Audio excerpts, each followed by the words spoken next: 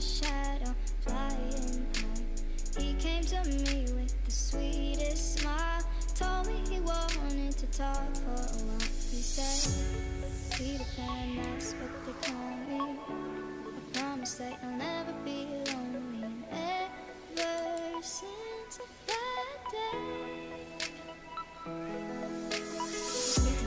Peter Pan, that's what they call me. I promise that you'll never be lonely.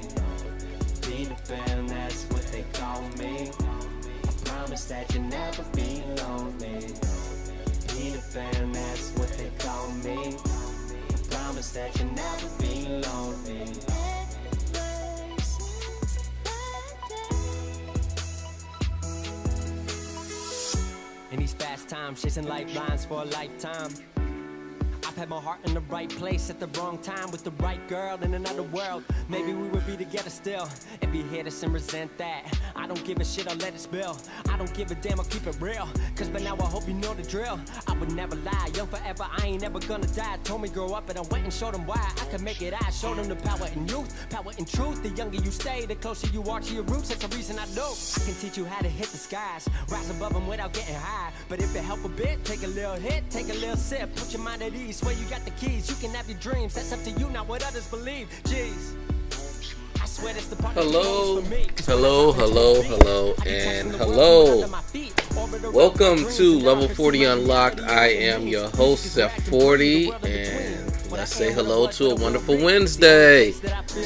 Another day, hump day. You know I call it hump day. You know why I call it hump day. If you've been following, you know I still love that Geico commercial. It hasn't played in ages, but I still remember it. But yes, we are at the hump, ladies and gentlemen. Unfortunately, it's not, well, all of a sudden it's starting to look good. Like, I woke up earlier this morning, and unfortunately, I don't know if you guys noticed, but I drive for a living. I do delivery services for a cannabis company here in Northern California. And I have a schedule to get all four of my tires replaced on Friday.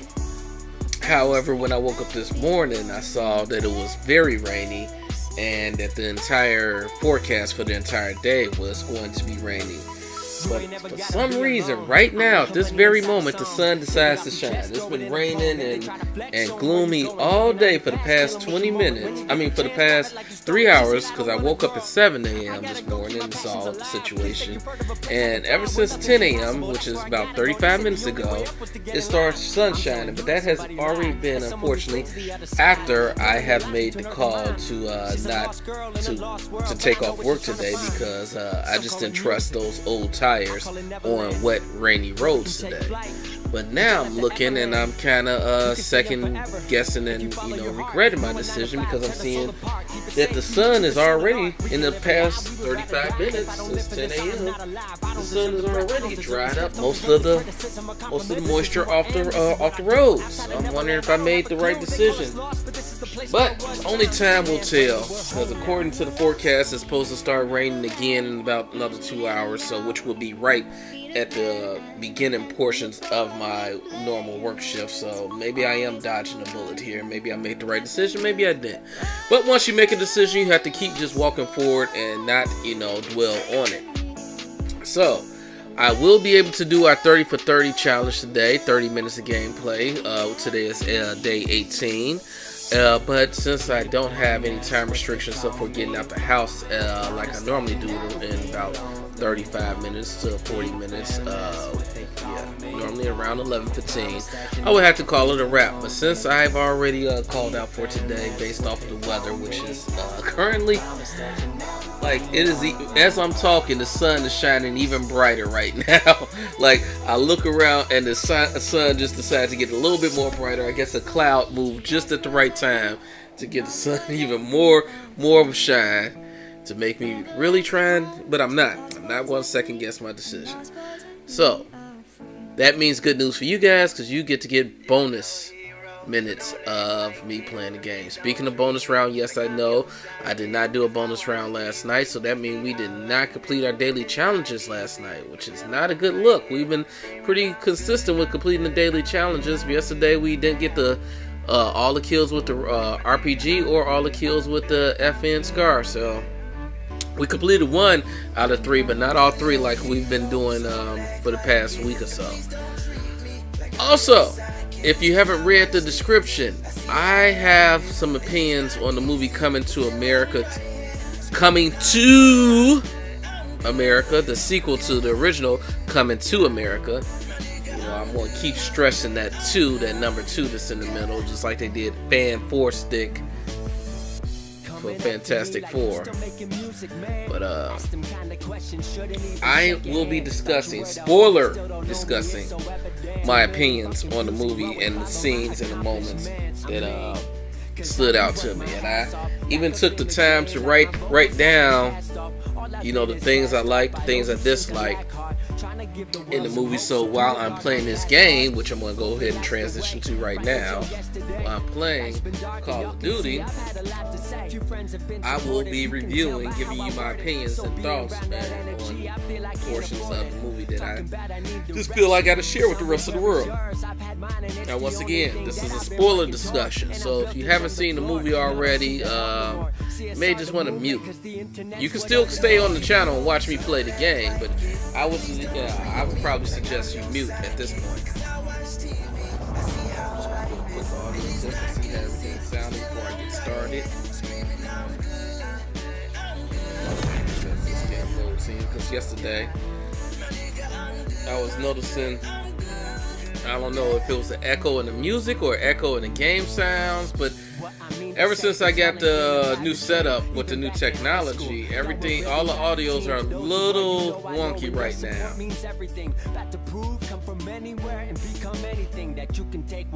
So I'm gonna, as I speak, I'm actually gonna lower the background music.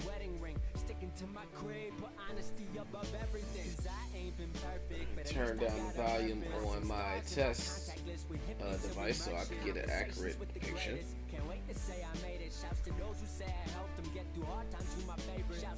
And I am going to reduce some of the volume on the game as well. I know I turned it up a bit yesterday, but I'm going to turn it down just a bit today. Alright. Now let's see what we got here. Let's see how everything sounds.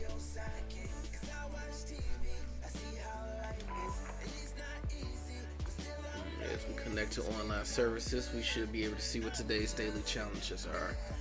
Oh, okay. This one is not even sure. Here we are. Alright. I'm not using a Dragunov. I'm not getting 50 kills with a Dragunov. No, that's not happening. So we might as well forget about that one right now. Put this in full screen. What are the other two? Alright, get 20 kills using a weapon with a reflex optic. Okay, I can do that.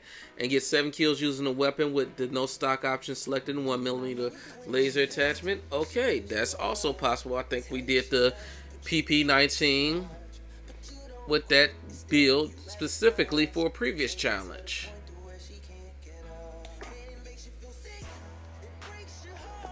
Let's see what we got here. Loadout. So we have no stock, as we can clearly see, and 1mm laser, and might as well clip it with a reflex as well. You know, why not? Not that reflex though. That reflex will do. Wait a minute, what's this? Aim opera reflex sight. What's that? Now I know about that. And it's built to slow people down. Damage is reasonable. Mobility is really high. Fire rate is pretty decent. Right. So yes, this says the spoiler discussion to Coming to America. So if you haven't known, if you didn't know, ladies and gentlemen, 30 years later, they made a sequel to the original Coming to America starring Eddie Murphy, Arsenio Hall. Damn it, why can't I remember Darth Vader's name right now? King Jaffe. James Earl Jones. Damn, I got stuck right there for a minute trying to remember his name.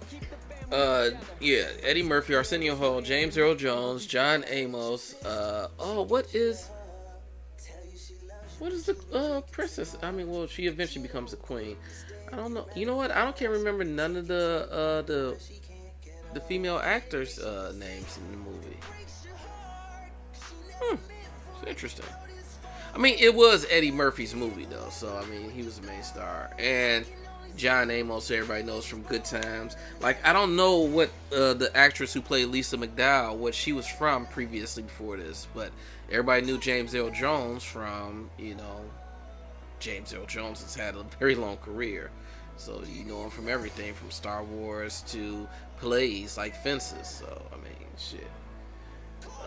Or Conan the Barbarian. So, yeah, I don't know. And the girl who played Lisa's sister, or the woman who played the queen. Now, the lady who played the queen was the voice in Lion King, but I don't remember her name either.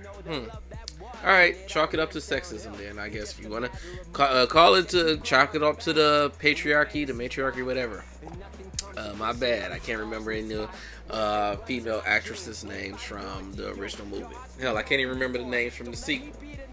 But yeah, so they made a sequel. And this is set in the time after Eddie Murphy's character, Prince Hakeem, is married back home with Lisa in Zamunda. And the king, King Jaffe, has ailing health. He's pretty much dying of old age. He's been around for quite a bit of time. And, you start out with the traditional scene from the original with the morning wake up. Instead of light horns, I believe it's a little it looks like a dinner bell almost, a little triangle, a tiny triangle, and they just open the blinds.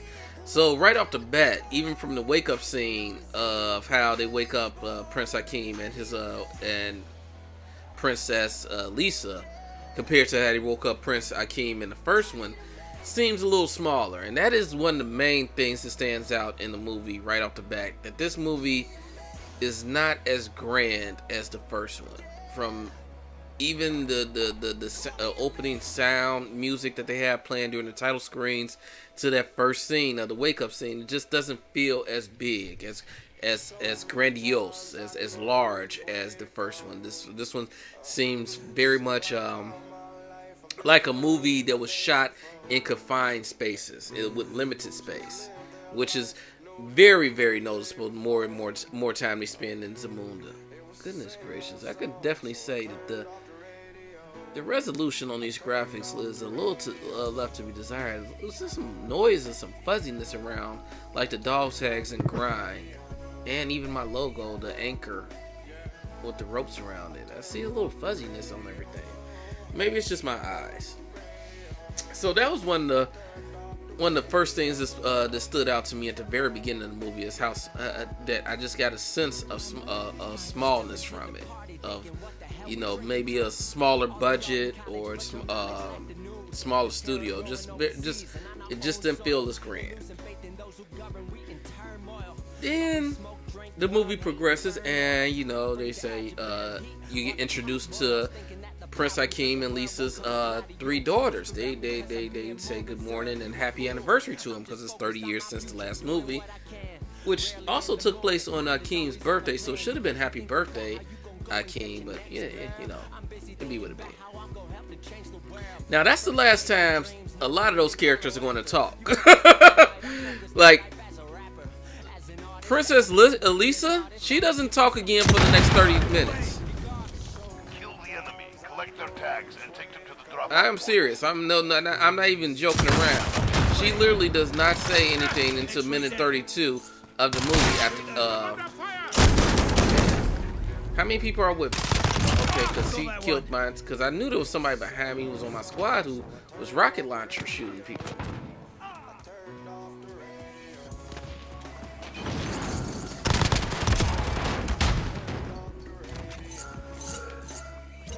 I know that sucks. That sucks, but he got me back.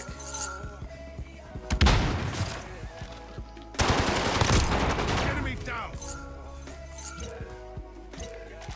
Alright. We've taken the lead. Also, the 3 daughters, you only really need to know about maybe one of them, possibly 2. The middle daughters, the Marsha situation definitely happens. Oh, really? That was a perfect grenade toss. Where did it come from? Wait a minute, what? It said I got hit with a grenade. Did he blow me up with a shotgun? And now...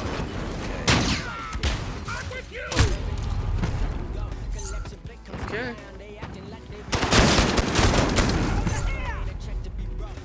I need to start jumping when people do that shit. Jump is X, right? Alright. Just not set up to press that. That was bullshit. I'm shooting directly at his back. Come on now. I just saw the name. I didn't even see the person.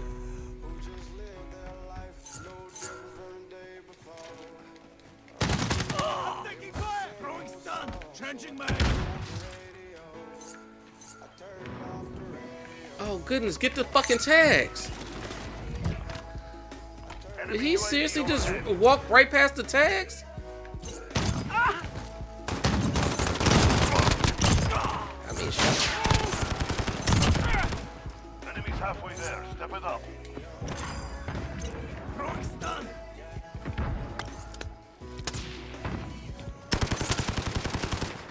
Gotta go. Go. Reload. Reloading. We've taken Throw grenade. control. Throwing grenade.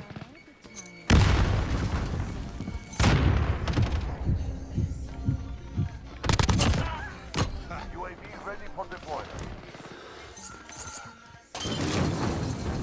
Run. Bank. We've taken control. Where's that recon? Send it over. This is Falcon Control. Run. I couldn't get away from it quick enough.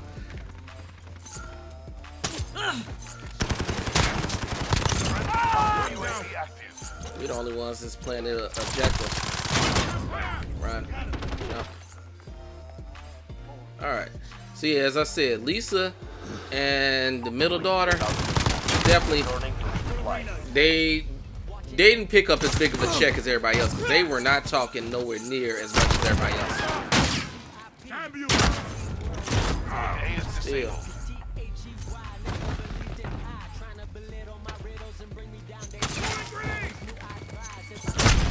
You're stuck though, right? Yeah, also. Blow up. Damn, not quick enough though. Let's go.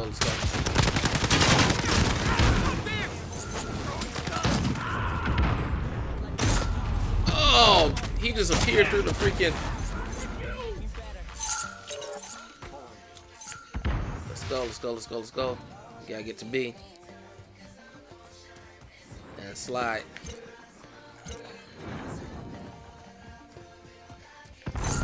Another thing I want people to note about coming to America, I just Googled the flight time for a trip to Ethiopia from New York. It's about 16 hours. Now, I don't know exactly where Zamunda is on the map, on a real map of Africa, but I would figure about similar distance. You know, they do fast travel in this movie, something ridiculous. Alright, only 9 kills? Well, that helps me with the 7, but look at the 36 scores. And it was 2 versus 3. It felt like it was I think somebody left.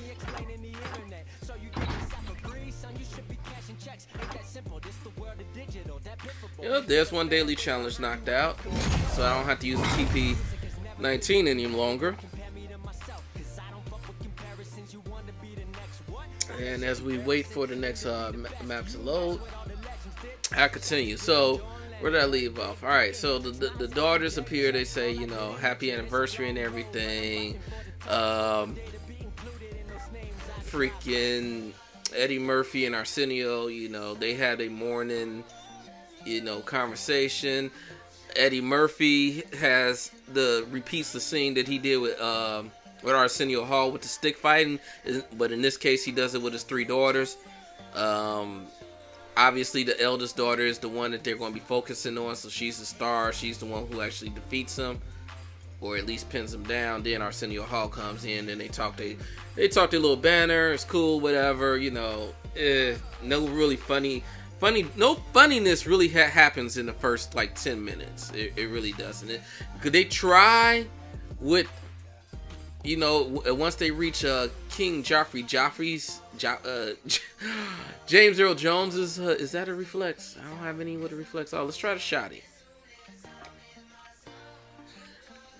They do their first makeup character with Arsenio Hall as this witch doctor, which they really could have saved this character. But he's there to, I guess, start the story off, get the plot line going for what this. Oh, only have one of those. I had to punch him.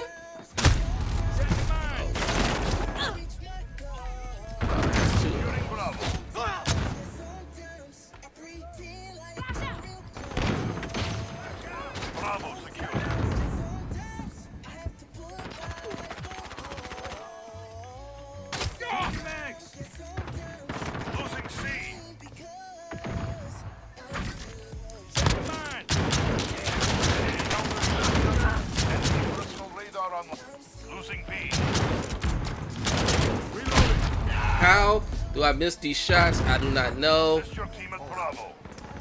I had to. Now that one was clean on headshot, but okay. Maybe not a headshot, but definitely a body shot.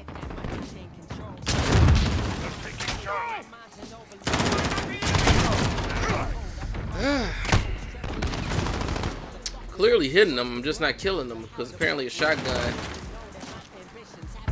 is only effective at like 5 feet away. It's distracting me from giving you guys my review, but I'm going to continue to attempt to give a review of this movie while I play this game.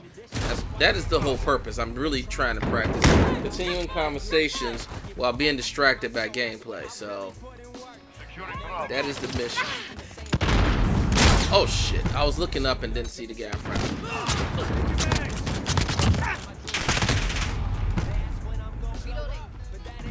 That's quite a shot.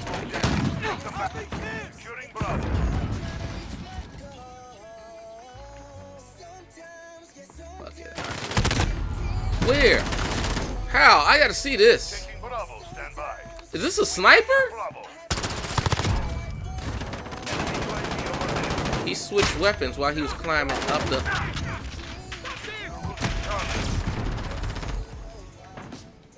Securing Alpha. Oh shit! How did you not see him? Enemy down. Enemies have Bravo. It takes way too many damn shots for me to kill somebody. Claymore set. Just one hip shot. Yep, well, even with hip shooting, I can't kill somebody. And I think we have the same gun. We both have shotguns. Did he shoot me in the head with a sniper? Yep.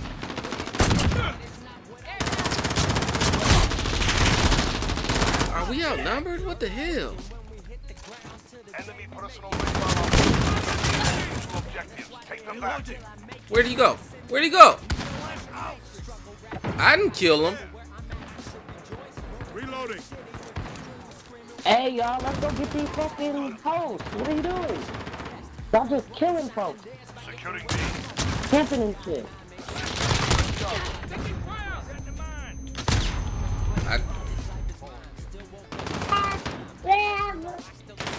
Hello? There we go. Damn. Securing Alpha. Oh, that's good. Securing Bravo.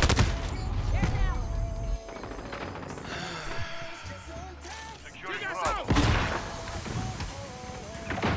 Bravo secure.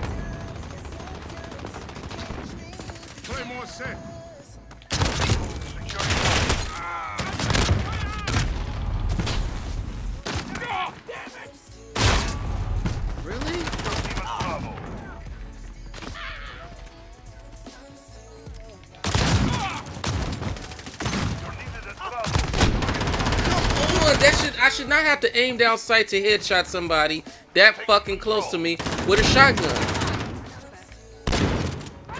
Objective C. We're losing Bravo. I'm with you.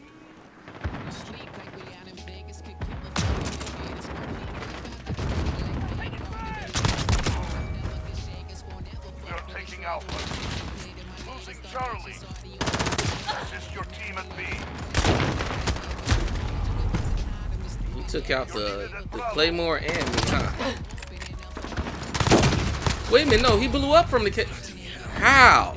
He jumped right in front of Claymore, blew up, and it didn't affect him.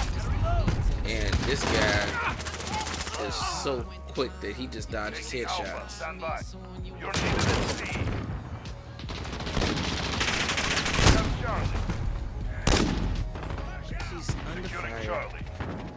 We You know captured what? I need Alpha. to use my smoke grenades You're more. needed at B.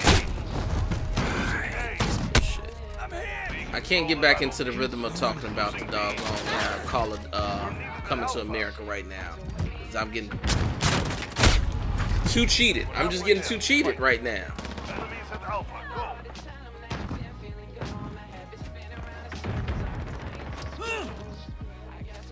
Claymore set. We're losing Bravo. Enemy personal radar online. We've lost C.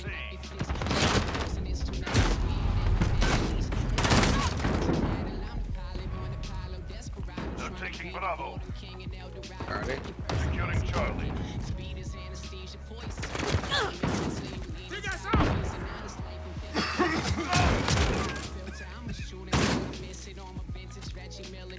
Claymore set. Securing Charlie. Allied cruising. 2 objectives secured. Did he feel any of those shots? On the battlefield. Hostiles at Bravo. He didn't feel any of them. I didn't hit him at all, apparently. We're losing Alpha. Assist your team at B.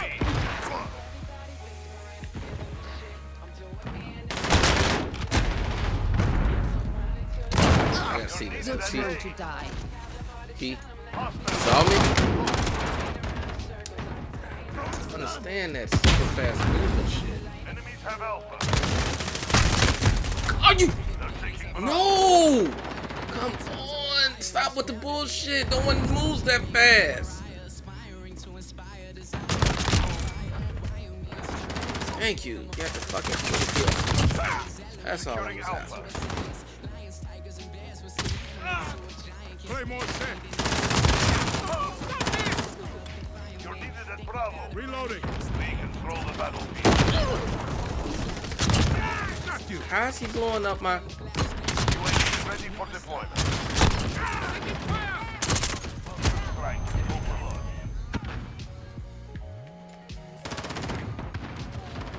Losing Alpha.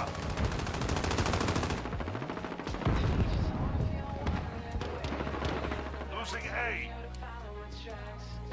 Hostile at Bravo. Go.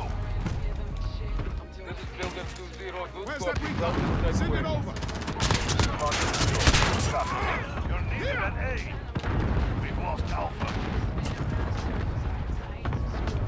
Claymore set. I'm about to say I'm right in his face now. Bravo.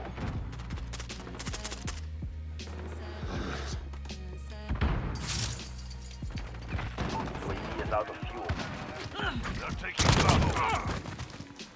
What's happening? I'm frozen. What's going on? Whoa, what was that? What was that? Reloading. They're winning this. Keep it tight. They're holding 2. We have the... Taking Alpha. Stand by. Grenade out! Team at Bravo. UAV ready for deployment. We're losing Charlie. This is Falcon 3-0. Enemy down. Cluster strike is go for look. Securing Alpha.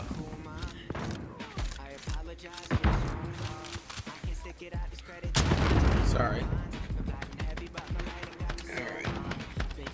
So, they back to Coming to America. They talking to James Earl Jones. James Earl Jones' character is dying of old age, and he's upset that his son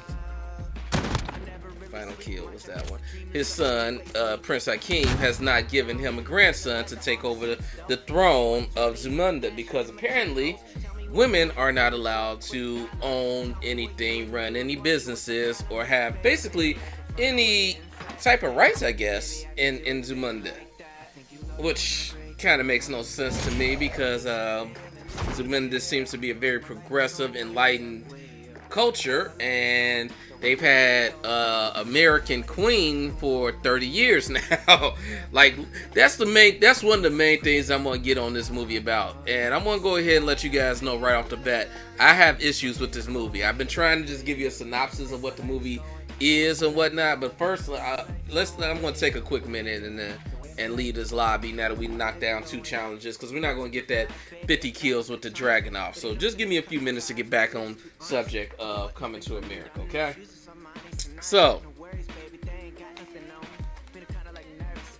the main thing that I want to point out with that, they waste a lot of characters. They really do. They waste the daughters. I really would have loved to know, okay, in the past 30 years of coming to since Keem has left Queens and gone back to Zamunda and brought back the Americans, because he brought back John Amos and Lisa. Like, okay, what does that seem like? What is that going to be? Is that a culture shock for her coming to Africa now, and they got kids? Okay, so what has the kids? Are they speak English? There's also everybody speak English. Really bad accents, really bad African accents, but everybody speaks English. But what are the kids' life like? Like they give nothing about the kids. The 3 daughters might as well not even have them in the freaking movie. You get no story about them whatsoever.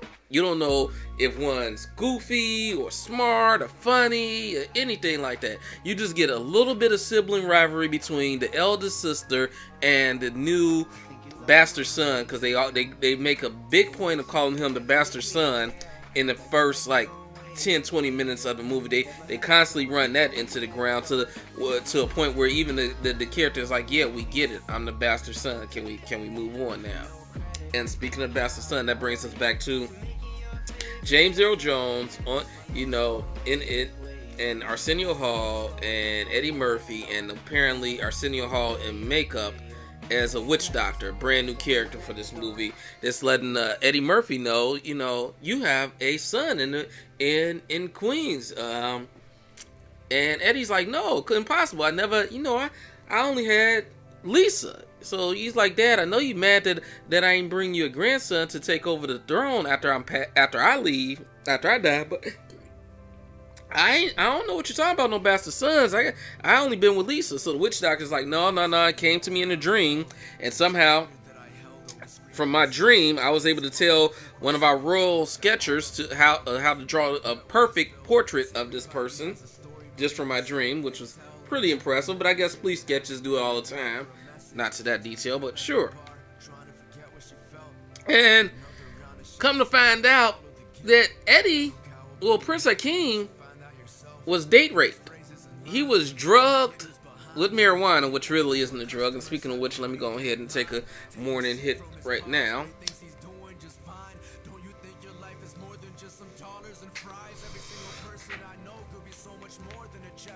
But yeah, Eddie Murphy, Prince Hakeem, and according to Arsenio Hall, they do a little flashback with the retcon of the original footage from the first Coming to America, and they show the scene where Eddie and Arsenio are at this, I guess, singles bar, and they're going and they're trying to meet and introduce themselves to different women and whatnot, and we saw it the original in the first time in the Coming to America. They just added an extra scene. They added Leslie Jones' character. And by the way, I've been saying a lot of cons about this movie, but some of the pros about this movie is Leslie Jones' character. Leslie Jones, the actress, actually, not the character, because the character was kind of annoying to a degree. She wasn't as bad as Tracy Morgan's character, but she was a little annoying. But Leslie Jones actually really showed up. Like, she made that character actually likable and relatable and fun. So she came to work. So Leslie Jones, hey, Eddie Murphy showed up too. Eddie Murphy, he, in the scenes that he's in, he's not overdoing it, but he's not just there to pick up a check. You can tell that this is a project that, you know, he wants to see succeed. He's not trying to carry the entire movie on his back like he did the original, but he's trying to give some of the shine to the new actors and the newcomers to the franchise. But he does a great job. But yeah, so Leslie Jones, apparently, Arsenio Hall, you know, tells the secret. Yeah, I'm a prince, or I got a prince here, and we're trying to get laid, basically. And so they go back to their little shitty apartment in Queens, and Arsenio, he got the friend, so he taking care of business in another room. And Akeem is just, I guess, naive to what's going on, so he hits the blunt one time. And from that moment on, I don't know how his dick got out his pants, but somehow, accidental lucky, he ends up smashing Leslie Jones. She ends up riding him. Like I say, she just jumps right on top of him, and I guess somehow I guess his flower was open and whatnot. But then, you know, there's a baby now. Now this baby is been a secret for all this time until just today. So with that knowledge, he's like really pissed and whatnot, but he's like, I gotta go find my kid. And on top of that, Wesley Snipes makes his appearance in the movie. And Wesley Snipes character, Wesley Snipes has been playing a lot of eccentric characters recently, and he's been owning them. Like, if you watched not Expendables 3. Expendables 3, he was trying to play a character who's been, you know, locked up, I guess, a little too long, and still fascinated with killing and knives and whatnot. So he's a little off in that. He's not off, but he's definitely a character in the Spike Lee movie Chirac. By the way, I hate that name, Chirac. Chicago is a major city in United States of America. It is nowhere near affiliated with Iraq. I don't care what they talk about, body counts and all that. The name of my city is Chicago, Illinois, or Chi-Town, or the Windy City. It ain't associated with Chirac. It ain't no damn Chirac. Ain't no such thing. Ain't no such place as Chirac. But anyway, in the movie Chirac, he stood out. He was a bit of a character. And in the last movie he did with Eddie Murphy in Dolomite, he was a bit of an eccentric character. So he's been playing these eccentric characters. Actually, I guess you could go back as far as To Wong Foo, but he's been playing eccentric characters for quite a while. He hasn't always just stuck to the Sugar Hills and the New Jack City's Nino Browns. Like, he's been very diverse. Even as I guess Blade is kind of like a one-dimensional character, though, so there's not too much acting skill involved in that. But Wesley Snipes shows up. So, like I said, the pros of the movie: Leslie Jones shows up, Eddie Murphy shows up, and yes, Wesley Snipes shows up. Although the freaking wig that they put on his head in the very beginning of this movie, all I gotta say is the first 20 minutes until they get to the Royal Groomer, the movie sucks because the hair budget is indicative of how bad the movie is. Like, it is just, and it really is. The hair that they have for Wesley Snipes' character and the hair that they have for the bastard son character Lavelle, who's what I want me talking about later. It was just so bad. Like, they introduced. I get to Lavelle later. Let's get back to Wesley Snipes. Wesley Snipes got these ridiculous cornrows in his head. There's an obvious wig, and his introduction into the movie is hilarious. They have a Michael Blackson there, but for what reason I have no idea. He gets his one line. He gets his one scene, and he doesn't speak throughout the rest of the movie. Then they introduce Wesley with this pompous ass introduction. The inspiration for Mufasa, the wrestler lions, wrestler tigers, all types of big Willie shit is put on his name. and he steps in like like it's the Soul Train line. And every time, another thing, he rolls up in some technicals with the brothers from Drumline and Stomp the Yard, and they got pipes and AK-47s, and they just run up in Eddie Murphy's Zamundan Palace Castle, aka Rick Ross's house, because it definitely felt like it was being shot in somebody's house, and they was just using, okay, you can use the foyer, you can use the living room, you can use the main, I guess the foyer is the main entrance lobby, but whatever. But yeah, it felt like sets and scenes. Instead of it never felt like a palace. It always felt like a mansion. But yeah, they pull up to, the Zamundan Palace in technicals, armed with metal pipes and clubs and AK-47s, and they just run up in the joint.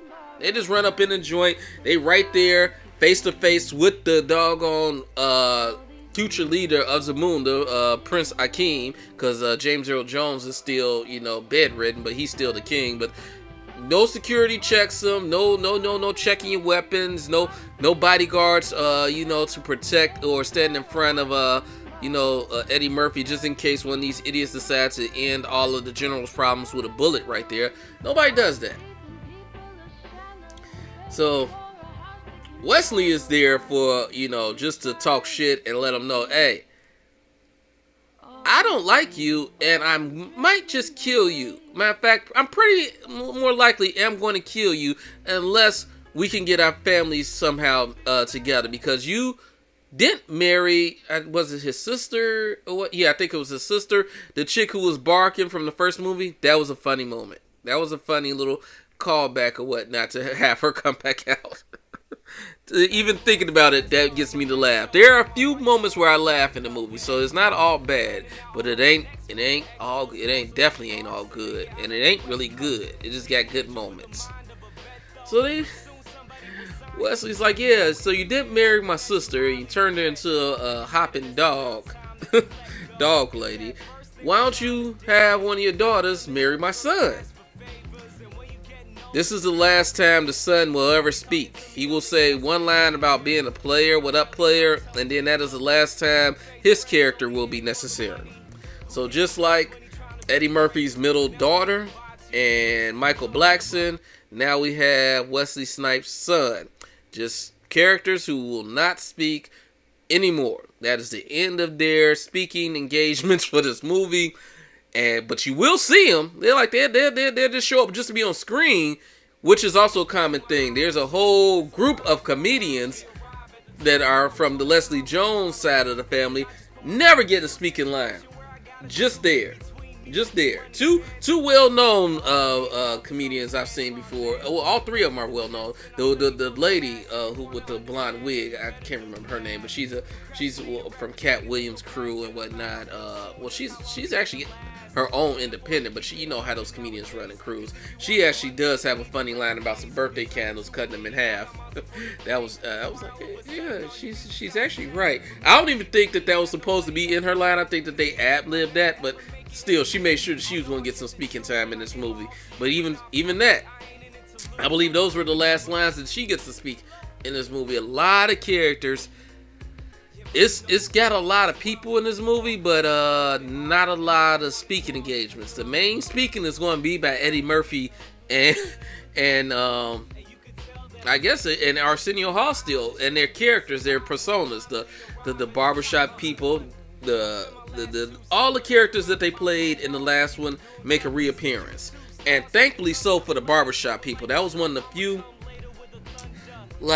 good segments where I could say, okay, it wasn't just one funny joke in a whole hour and 30 something long movie that made me laugh. It was actually a segment. Now when we get to the barbershop sequence, that is actually a segment that is mildly amusing, relatively funny.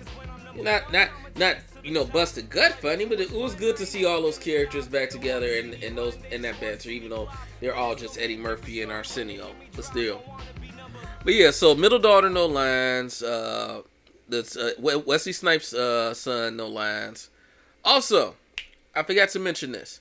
They introduce, no, not yet, but There's no nudity. I'm just going to. I was going to say that for later because it comes up with the raw bathers when they find Eddie Murphy's son and whatnot. But yeah, there's no nudity in this movie, so no, the raw bathers are not topless. I'm not happy. That was my favorite scene in the first movie. Is the raw penis is clean and homegirl. Damn it. That wasn't Teresa Randall, was it?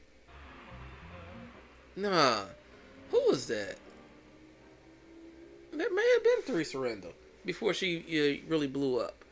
But yeah, she pops up out the water holding a sponge, just chocolate nipples, titties out. Best scene in the movie. Like, fuck you too, New York was funny. Or you dumb fuck when he gets in front of the cab. Or you conscious motherfucker falling down. See, the first movie is so many moments where you could just think of and like, yeah, that was funny. Not too many moments in this movie, and that's what makes it inferior to the previous one. So let's get into a little slower version of the game so I can continue talking to you guys and you don't just see my character just walking back and forth. Why is it? Okay, it froze again. What the hell is up with that? Did y'all see that? It's twice now it froze. Let me get my something different ready. Alright. It looks like it's ready. You want to paint it though? Yeah, let's customize it. Oh, it's already painted. Alright. Then decoy grenade, proximity man, tracker, ghost. Yeah, we're set. What if I wanted to do long ranger? Smoke grenade, silencer, cold-blooded, overkill. That one's built for long range sniping. Okay.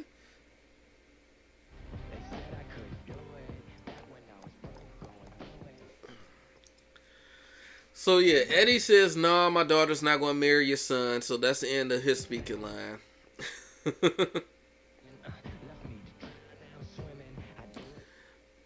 So he's and then Wesley's like, "Well, how about yours? Oh, you don't have a son, but how about your son married my daughter, but you don't have a son, so you don't have. So you're gonna have to figure something out.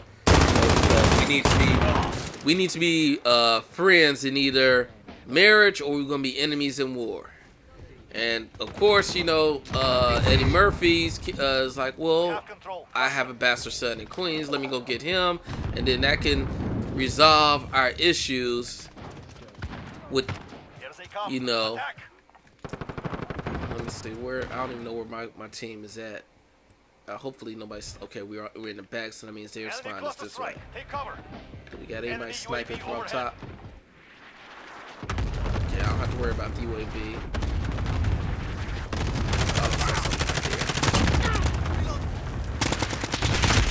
Damn it, I couldn't bring the gun down quick enough.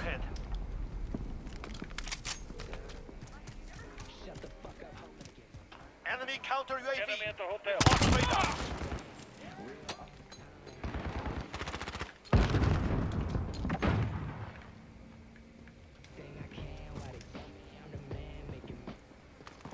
Planting charge. I hear footsteps, that's why I'm pausing.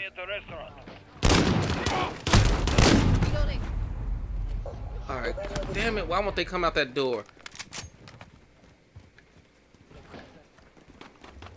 We are losing ground. Focus. Enemy at the shop. Saw something. We have taken the lead. Missed. Got him.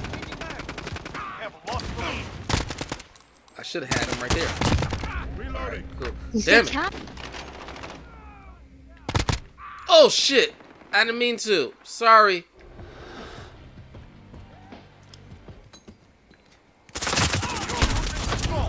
Damn it. He came around shooting too. Oh shit, somebody's... Is that him? Is that them? Enemy has the lead.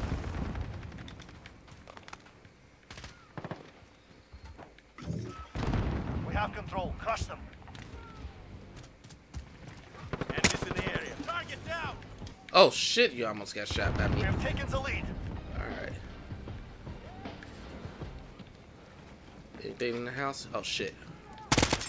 Enemy cluster strike. Take cover.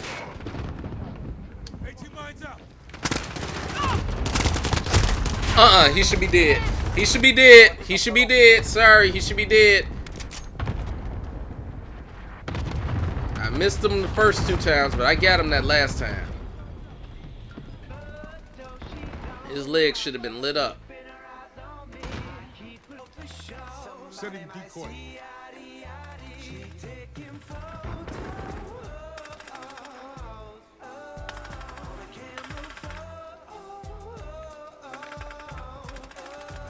Planting charge.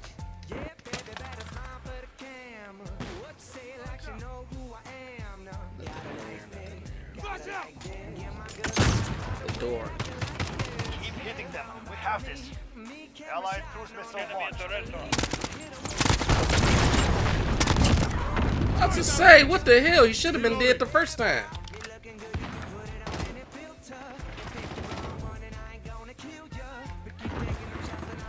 I was just about to go in this building and find out what the hell is going on. Well done. Commander. Alright, so let's wrap up. Let's go try and wrap up the. Whoa, that was luck. Whoever did that was. Oh, how did they not see him? Hey, came in positive, 5 for 2. I mean, 5 for 4 with 2 assists. And that's towards the end of the game. So yeah, so Eddie's character was like, okay, well, let me go get my bastard son from Queens off of this one picture that this witch doctor gave me. So he's gonna go to New York. He's going to America. And once again, I want to remind you guys that the trip from Africa to New York, well, Ethiopia. I'm just using Ethiopia as our picture, as our place for Zamunda. Is 16 hours. With usually a one stop, because that's a lot of gas. So he's flying a private jet. I mean, I don't know much about private jets. Never flew in one, but it looks like it doesn't have the fuel capacity to make that type of flight. But you know, suspension of disbelief. It's a movie, so we'll give it the fast travel, even though we shat on Game of Thrones for those exact same reason, the fast travel bullshit. But whatever. He gets to New York.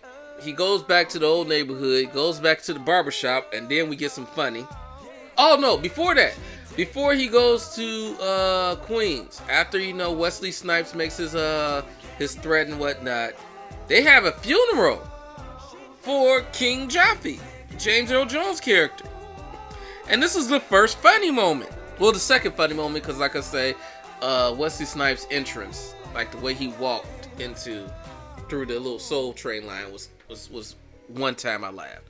But yeah, James Earl Jones is like, yeah, I'm gonna die soon, so let's have my funeral now while I'm alive. Which is okay, I guess. If you're a king, why the hell not? You have your funeral while you're allowed to appreciate it. So the funeral becomes a music concert with special guests from. I'm not gonna go so spoiler. I'll let you find out who the special guests are, the cameo appearances are. But that was a good point. That was the music and the cameo really brought some levity and some fun back into the movie. And really, that is also one of my few pros. I don't have too many pros for this movie, but one of the few pros I can give it is that, one, you can tell the cast really were trying to have fun making this movie. Two, the music is possibly the best part of the music. The music and the choreography, and damn, that was just vicious. He just wanted to stand in the window and shoot me in the back like that. The music and the dance choreography for this movie was really well done. Possibly the best aspects of the movie. Oh, I see somebody down there. I see a head moving out. Got him.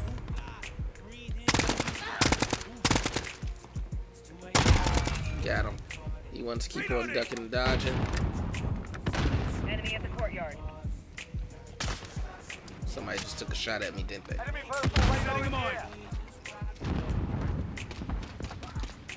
Is those red footprints I see? Yes, they are. They just disappeared.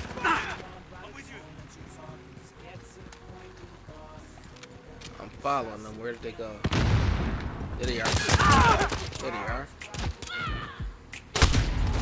Son of 3/4 and 5/5. How many people do I have to kill before I can get a kill streak? Okay, are these some bitches hunting us in our spawn? Because a lot of us just spawned here, so let's put something there.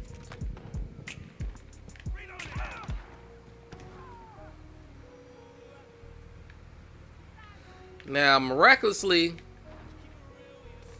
the people at the barbershop, when after the funeral, after the music, the guest stars, and all the fun of the funeral, where Joffrey just says, "Hey, I'm going to die now," and then he just dies.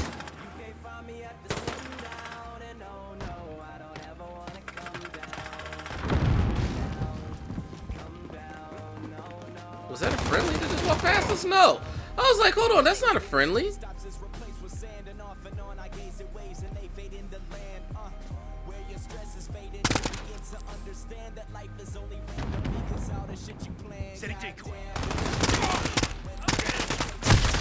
Oh, motherfucker. We just had him, too. We had him in our trap.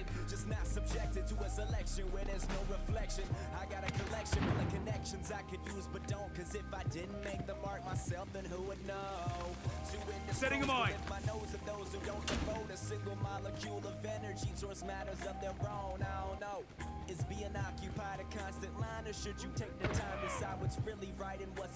Okay, because I saw footprints.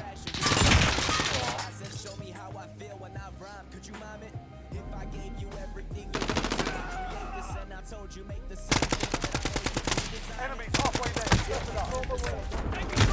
Don't shoot me from behind like that, man.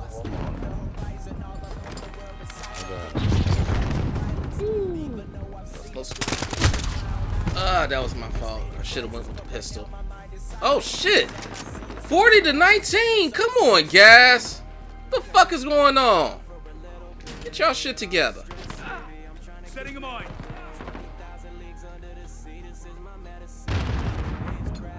Is that my dead body? Yes, it is.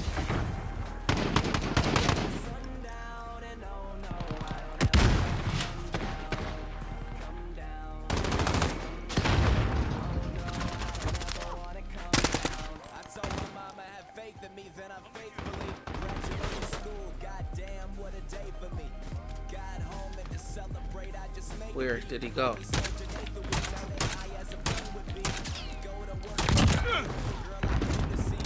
Thank you, because that would have been embarrassing. I know who you motherfuckers are. Friendly VTOL on station for Overwatch. Damn it. Where? Because I thought I saw something shiny.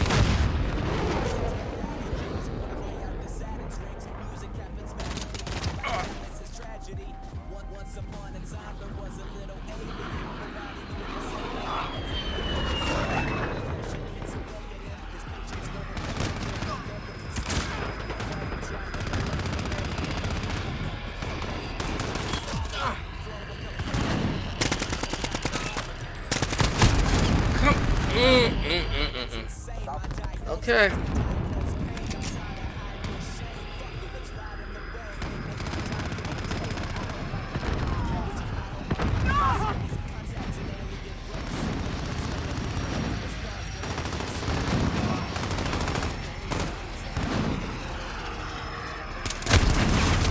Damn it.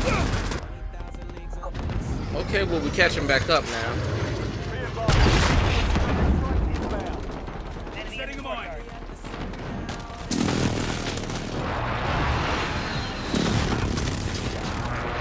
Friendly, I don't know what's.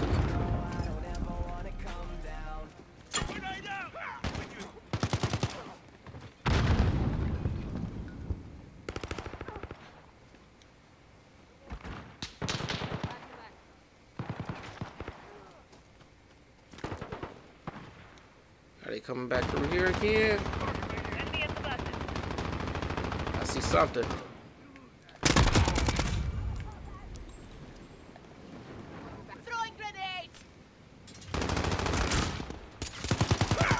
Good shit.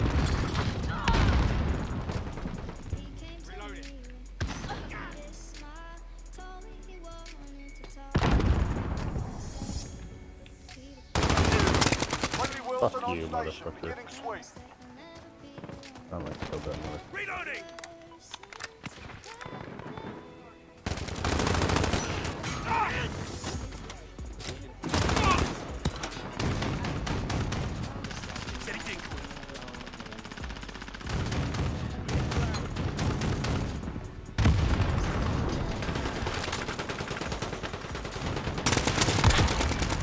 Taking control. Setting a mine. Losing ground. Step it up. We're getting hammered. Step it up. It's tied. Can't afford to give up no easy kills right now. Setting a mine. I almost had him too. If I wasn't setting him out, because I saw him, but one of my teammates got him comeback, instead. guys. Holy shit. Great comeback. Damn.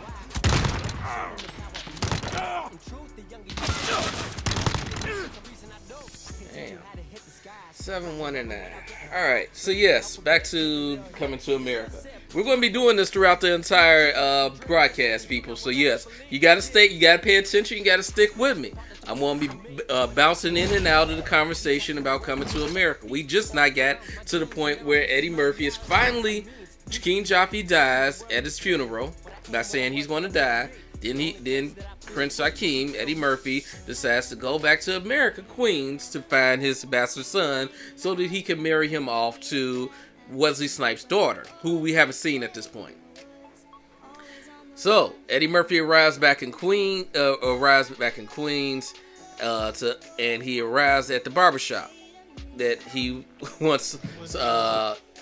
The first place he visited in the first movie. And as I said, the barbershop scene is fun. It's not hilarious, but it's still, it's a good moment. It's a good moment to get back, reacquainted back with some of our old favorite characters that Eddie and Arsenio had played. The old, I guess he's old Jewish white guy that Eddie plays. I did not know that was Eddie in the first time I watched that movie. Nor did I know that damn it.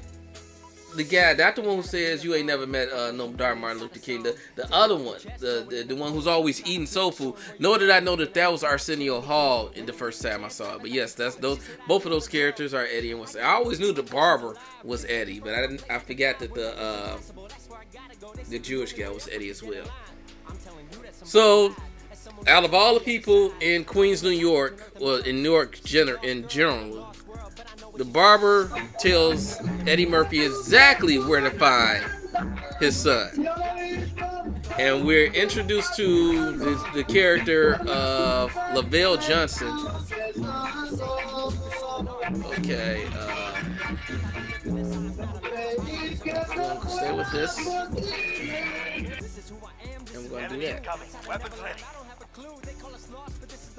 I should shoot him in the back of the head for playing this fucking music, but I'm not going to. I'm not going to be that guy. Should have went with Lone Ranger. Do I still have the option to change?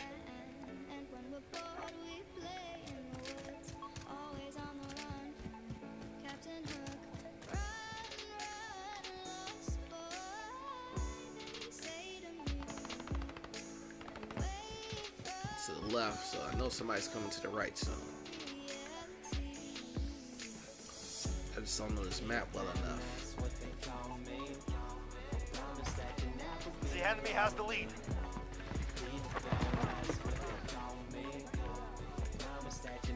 Voices.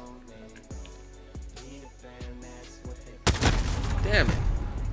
If I would have came around the corners slower, or because I wouldn't have got my gun on that guy quick enough. We were too close to each other for me to accurately move the sticks over and get that shot. I would have moved the sticks too far to the right or too far to the left, and would have overshot, and I would have been pissed about that. So Because right now it feels like there's some sluggishness going on. Okay, well, nobody's been through here apparently. I have no idea where I am on the map. Something's off. Enemy personal radar overhead. Enemy care package inbound.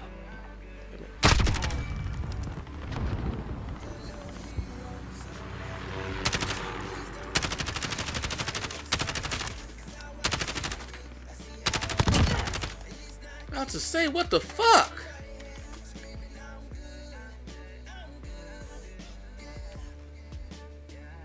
I saw a rifle. Command is ours. Maintain pressure.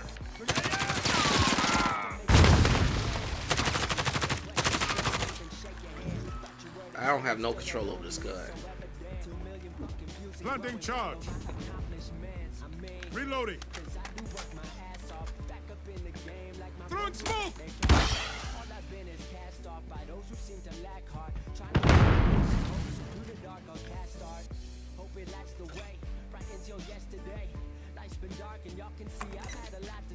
In the middle church. You can tell by how I word it. So being around that energy, I feel I can't afford it. Talking about I need direction. Somewhere where is yours? I've had mine and it's the only thing that I've been working toward. And I built it from the floor. Y'all don't seem to help no more. CSR the movement, cause the internet's what opened doors. Hopefully that helps. I don't know what I'm marking.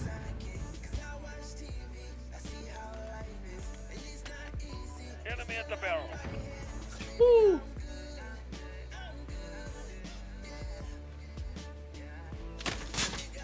Something's shooting at me. Something sees me.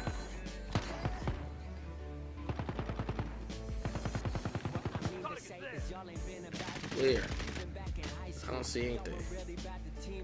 See it friendly? I don't see anything. I know my back is wide open.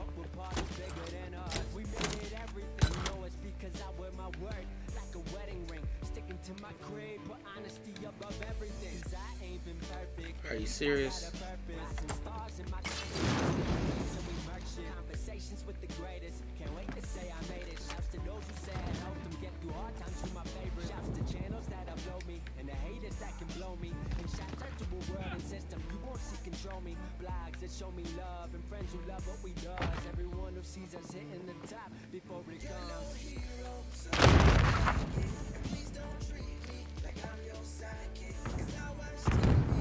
Somebody's hunting me. I hear him. Wait. Allied UAV overhead. Where? Right here.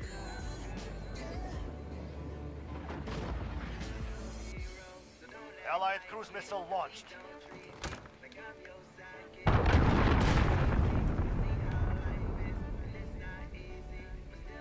The enemy has the lead.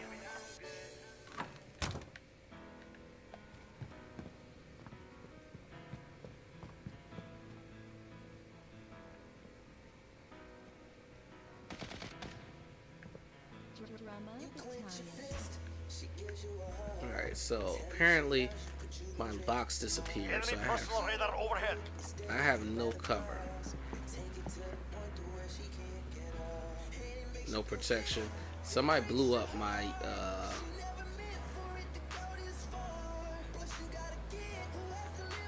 my proximity mine. And someone was looking for me, but they never really entered the room.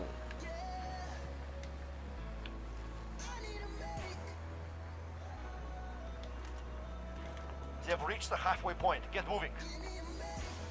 Alright, that's one of our guys. He just died. Headshot, so somebody's sniping. That's one of our guys. She said I ain't seen him laugh in a long time. Seems like abandoning him to the wrong side. Remember the night they split and we all cried. I think for certain a large part of my heart died. They brought me up thinking life was rainbows and sunshine. grew up to find that time proves that they all lied for so long, convinced themselves we were all fine. But at night he came back at 3 a.m. again was the last time. Alcohol consuming his breath. Mom said, don't you think of taking a step in this house? Told you last time one more time. I don't mind staying this whole game right here. Enemy at the bar. I'm at the hostel. And then she dropped to the floor.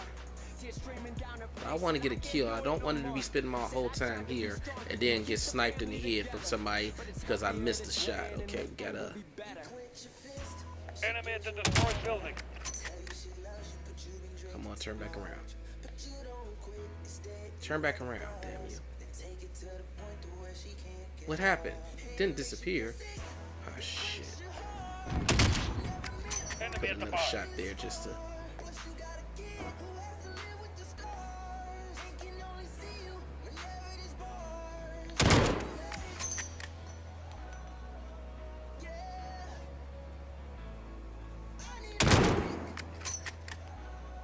I tried. Reloading. Come on, y'all gonna be coming for me now.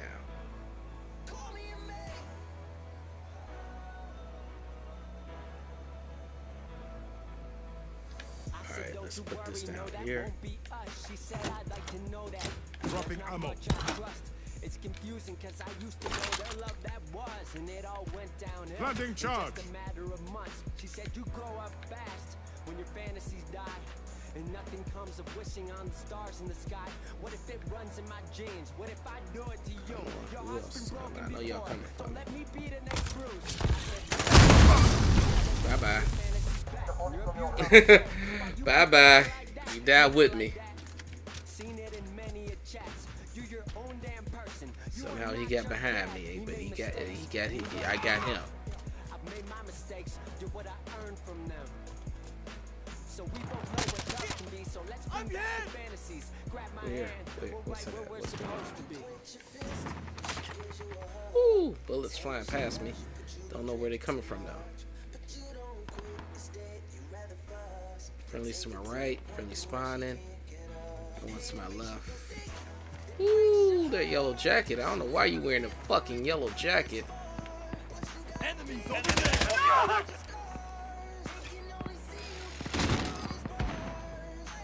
1 minute remaining. Throwing smoke. We're running out of time. Push.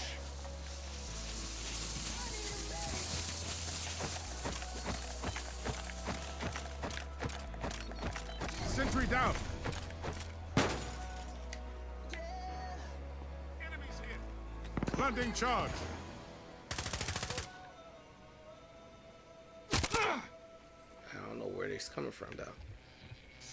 I need to get away from this charge. 30 seconds. We are out of time. Move. Enemy care package inbound. He got me.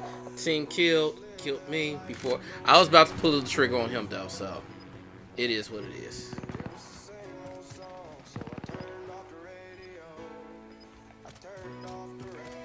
Oh. So I saw something drop from the sky over there. I didn't know what it was.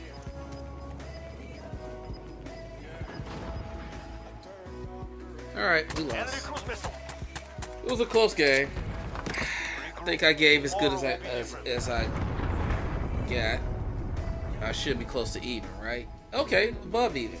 4 for 2. I stood in one spot for a long time, but I made it worth it. Although technically we should have won.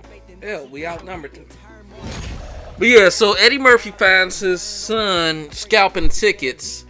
Oh, but before that, we introduced to Eddie Murphy's son at a job interview where he's with his uncle, and his uncle's obvious played by Tracy Morgan's character is just being Tracy Morgan, you know, his normal everyday character from the OG or whatever show that Tracy Morgan does. He plays the same guy, and that's who he's playing today. Check that out. The clouds have returned. What time is it? Okay, so I'm assuming we've already passed our 30 minutes because it is now 11:47, which definitely means we are past the 30 minutes for 30-day gameplay challenge here on Level 40 Unlocked. And we are still in the very beginning parts of our Coming to America spoiler review, though. But hey, if you like I say, if you're not here for the spoiler review, then you see me do quite a few games in both in Mosh Pit and in Hardcore, so you're getting that benefit, and you're getting to hear me break down this movie and all its flaws and its good points. So as I said, they introduced Lavelle Johnson, Junson, not J. Very interesting last name. At a job interview where Tracy Morgan is, talking about the other squares that are, trying to apply for the job, and then you get the one-on-one with Lavelle and the actual interviewer, played by, damn it, some white actor that I've seen several times before. That's all I know about him. And they had a little, very unrealistic, racial discord conversation during the interview.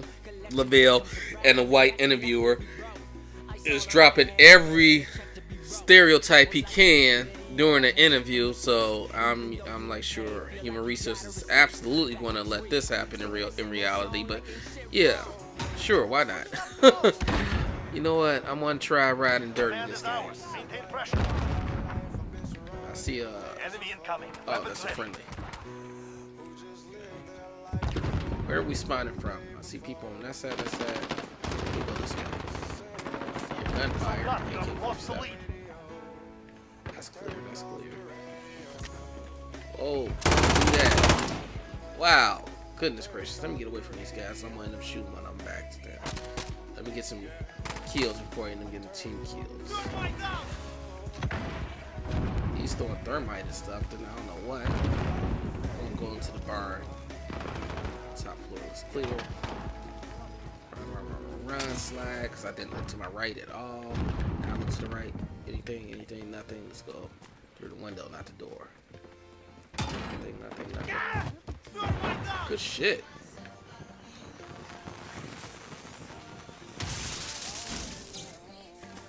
Planting charge. Let me go up top, even though I should have a sniper rifle for this.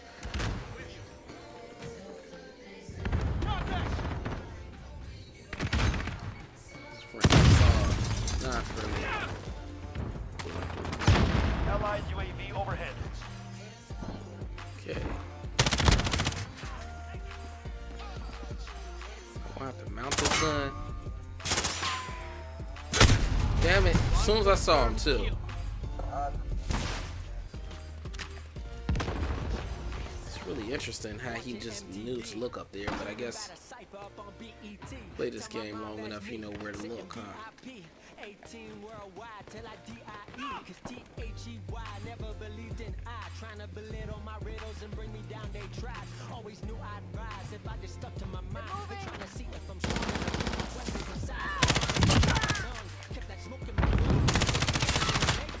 Shit. Reloading.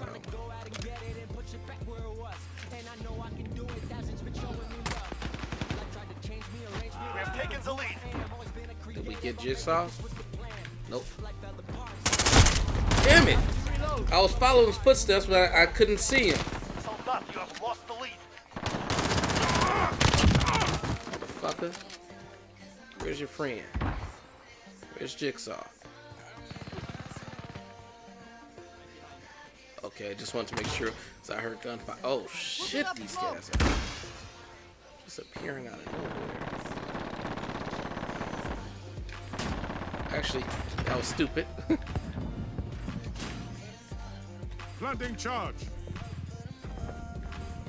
Enemy at the forklift. Let's go. Got your ass. Damn it. Couldn't get my gun on him quick enough. What's going on here? I'm always want to go for the high ground.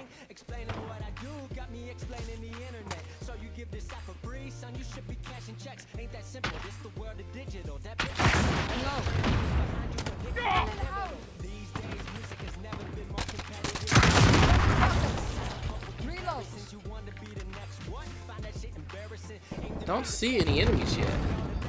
All I saw was the ones that when I was over there. What are y'all shooting at? I don't see anything. Checking the planes. I'm with you.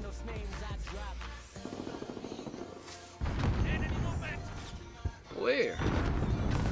It's done to our right. Nothing there. They got something there, but I don't see. Okay, Jigsaw.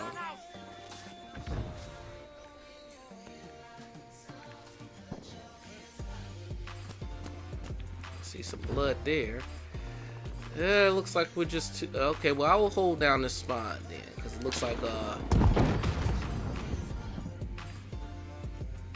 we don't want to swap spawns. So as long as I'm back here, They've reached the halfway point. Get moving. Planting charge. just want to throw that out there. Let's get the top. Wait a minute, hold on. Is that somebody? I would have been too slow to fucking shoot him anyway. Like right there. They know I'm here. So who's coming? Enemy cluster strike. Take cover. Somebody threw a damn flash grenade in here so they know I'm here.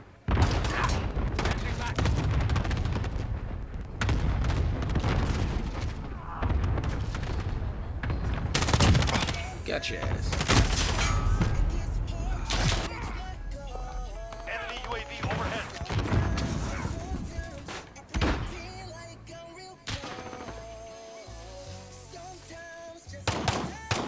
Reloading.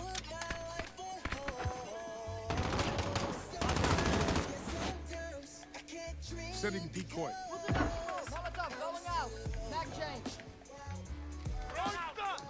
So, as I was saying, somehow they find Eddie Murphy's son in Queens after he does this very unrealistic interview with this white guy, and tells the white guy about himself, because the white guy's using every stereotype in the book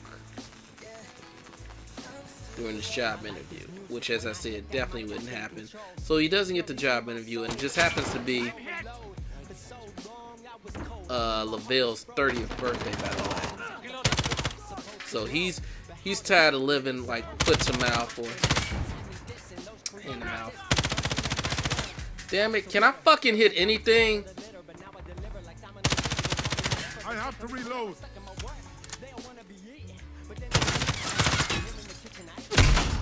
He hits me. I've been trying to shoot that son of a bitch forever. He hits me with one single shot. We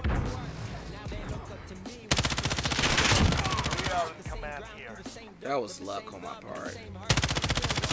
Reloading. Two of them. Setting decoy. Damn it! Fucking gun keeps on doing shit like that. For some reason I can't shoot anything anymore. I have to reload.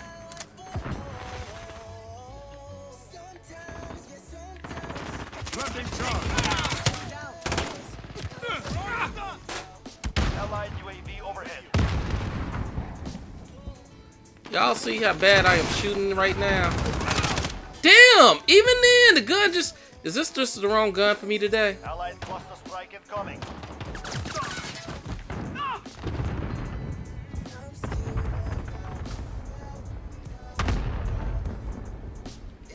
I am not hitting anything. These sticks are not working for me.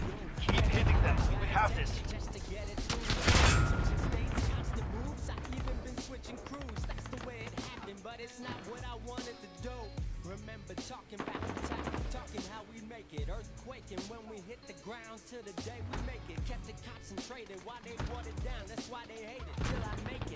Thankfully, because I mean, I wasn't. Woo! Gun kept on jumping up and to the left and to the right. It was just not going. 5, 1, and 5. Sure, why not?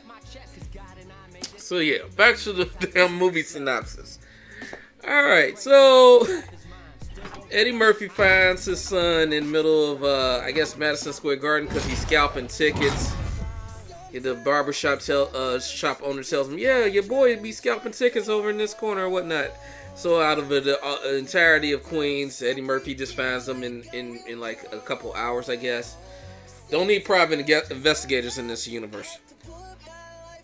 So he approaches Lavelle. He's like, yo, I'm Prince Hakeem. I'm your father, or King Hakeem at this point, because Jaffe's gone.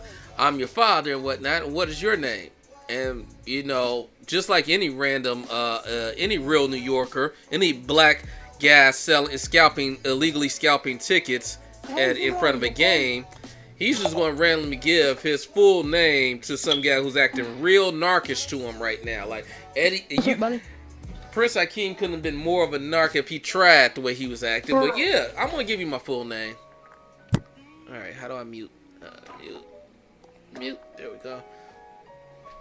So yeah, and not only that, he brings him back home to his mom. And by the way, he's 30 years old today because this is his birthday, and apparently he's still living with his moms in New York. Black man, raised by a black woman.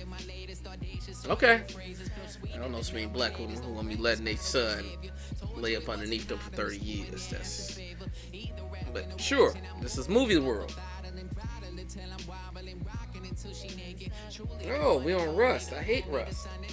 Let me try the old M4 because riding dirty. One, I didn't even use the doggone Stinger missile at all to take out any UAVs or counter UAVs. So let me bring out riding dirty, I guess. So yeah, Eddie meets up with the fam. He goes to Lavelle's the apartment. He's like, yeah, you know, I'm your father, and yeah, and then she's like, yeah, he could be your dad. I don't really remember. You know, I was fucking a lot of people back in the day. It's cool. She's a grown woman, do what you need to do. Clean kill. We've got control.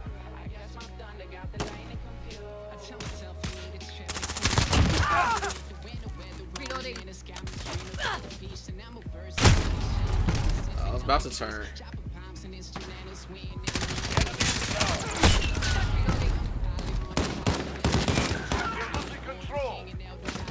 Shit. Yep. He got me as soon as I saw him. I couldn't get back. He sees me. Why am I using this? Damn you! I was just about to take you out too. I'll do a bullet in my face. Friendly UAV online.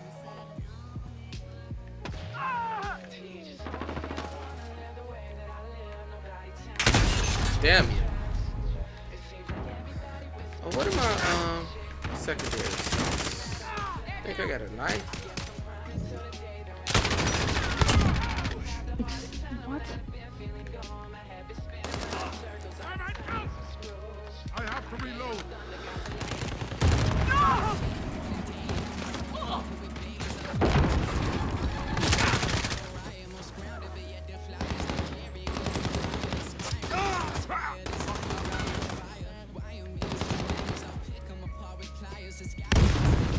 Somebody's gonna sneak up behind me and kill me. Watch.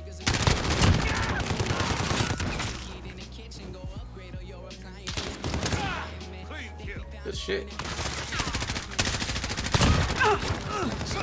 Reloading. Enemy at the cargo container.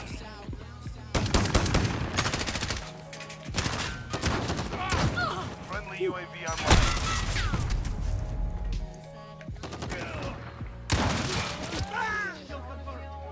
Enemy spotted. We're halfway there. Fight.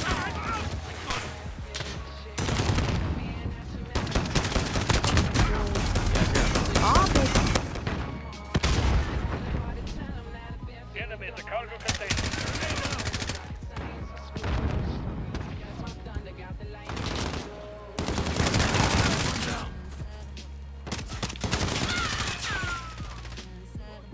Reloading.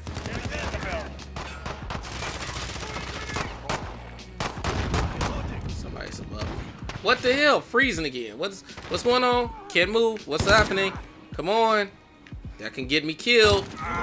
That shit can get me killed.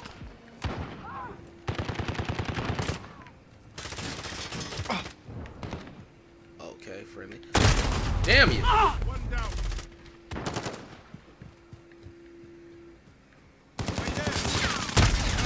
Ooh, shit. Alright, that's what. Oh, run back. Behind me. Bruh. Target spotted. Alright. Couldn't get around. Couldn't get the gun. Bye-bye. Come on, stop freezing. What is going on? Stop freezing. Why is this freezing? This is freezing. What the hell? Stop it. What is going on?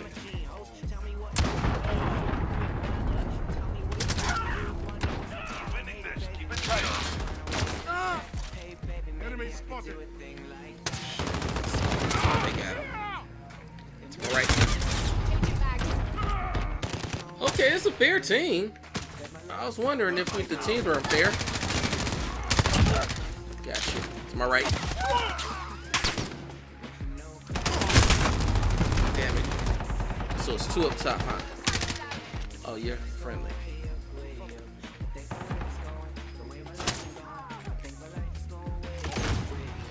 Thought that was a head. Oh, I don't know what's going on. If it's my game, if it's the capture card, but something is happening where I am freezing. I'm pretty sure I'm dead right now. The reason you kids won is because you just kept camping in one spot, and then you moved on to another and just kept camping that one spot. Isn't that how you play the Bro, game? you were camping. That's the only reason you won, bro. Okay. Stop the cap, bro. This guy's talking to himself, or I guess he's talking to Mr. Skinky. Bro, imagine how... I don't know who he's talking to, but yeah, I love hearing people complain about camping and whatnot. Like, this is hardcore. You're supposed to take up positions in hardcore. You want to run and gun, you play the regular game, but you play hardcore, people going to camp.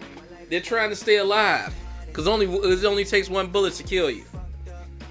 But I don't know what's going on. This is freezing up a little bit, so I'm gonna take a break from this, and I'm gonna go ahead and log on out. I'll probably switch over to remote play, because maybe it's maybe the computer can't handle all this processing with the capture card. I don't know.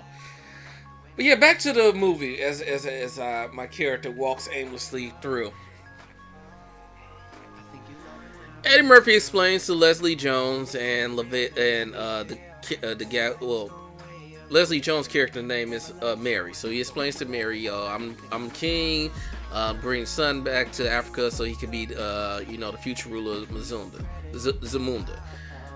He says, I ain't going nowhere without mom, so mom's comes too, and then they arrive back in Africa, and then 32 minutes into the movie, Lisa finally gets a chance to speak. The queen, the whole motive for in the first movie, the whole plot device, Lisa finding and marrying Lisa, she doesn't get to speak again until just now, until after Eddie goes back to America. He comes back, and now for some reason he decides to explain, oh yeah, I went to America right after my dad died to go pick up my bastard son that I just found out about that same morning from because apparently 30 years ago Simi had hooked us up with 2 women, and I was non-consensually sexually assaulted, and the result was a child that I just found out about. And now I'm going to tell you about this right now after I've gotten the child and gotten the wife back and brought them all the mother back and brought them all back here, and you're going to meet them right at this time as I explain to you what has happened. Not giving you any time to process anything, or I could have told you this over the phone as I was flying there. I could have told you this before I flew there. I could have told you this on the flight back. But no, I'm going to choose this very moment before they enter. Before they enter the room, like 5 seconds before they enter the room, explaining to you everything that happened that the audience had just got caught up on for the past 30 minutes. Also, I'm going to take this moment to explain it to my children as well. And not really explain it to them, just introduce, my bastard son from America to them. Oh, check that out. He's freezing again. Check him out. He's freezing. Yeah, that's not cool. Yeah, that can't be happening during games. So we're going to have to, I think it is the capture card situation. I think the computer is either heating up too much or I don't know what. But I'm going to probably, for our solo plays, I'm going to probably switch it to remote play. And for our, whenever we get together with the MAGA podcast or MVP drops by or something, so anybody else drops by, we use the capture card so we can get better audio quality from our guests. But for our individual gameplay, I'm not seeing too many benefits, and I'm seeing this right here because it's happening again. It's freezing again. This right here is a definite non-benefit, a definite drawback. That happened way too many times in the game, and it's never happened before. But yeah, let me hurry up and wrap up this movie review. So, as I said, illogically, he explains everything right then and there. Of course, the queen isn't happy, but she doesn't even consider the fact that, this is not Eddie's fault. They sort of blame Simi, but this ain't Simi's fault either. This is technically Mary's character, Leslie Jones' character, Mary's fault. Like she really didn't wait for a yes. But I will say, there was a funny moment.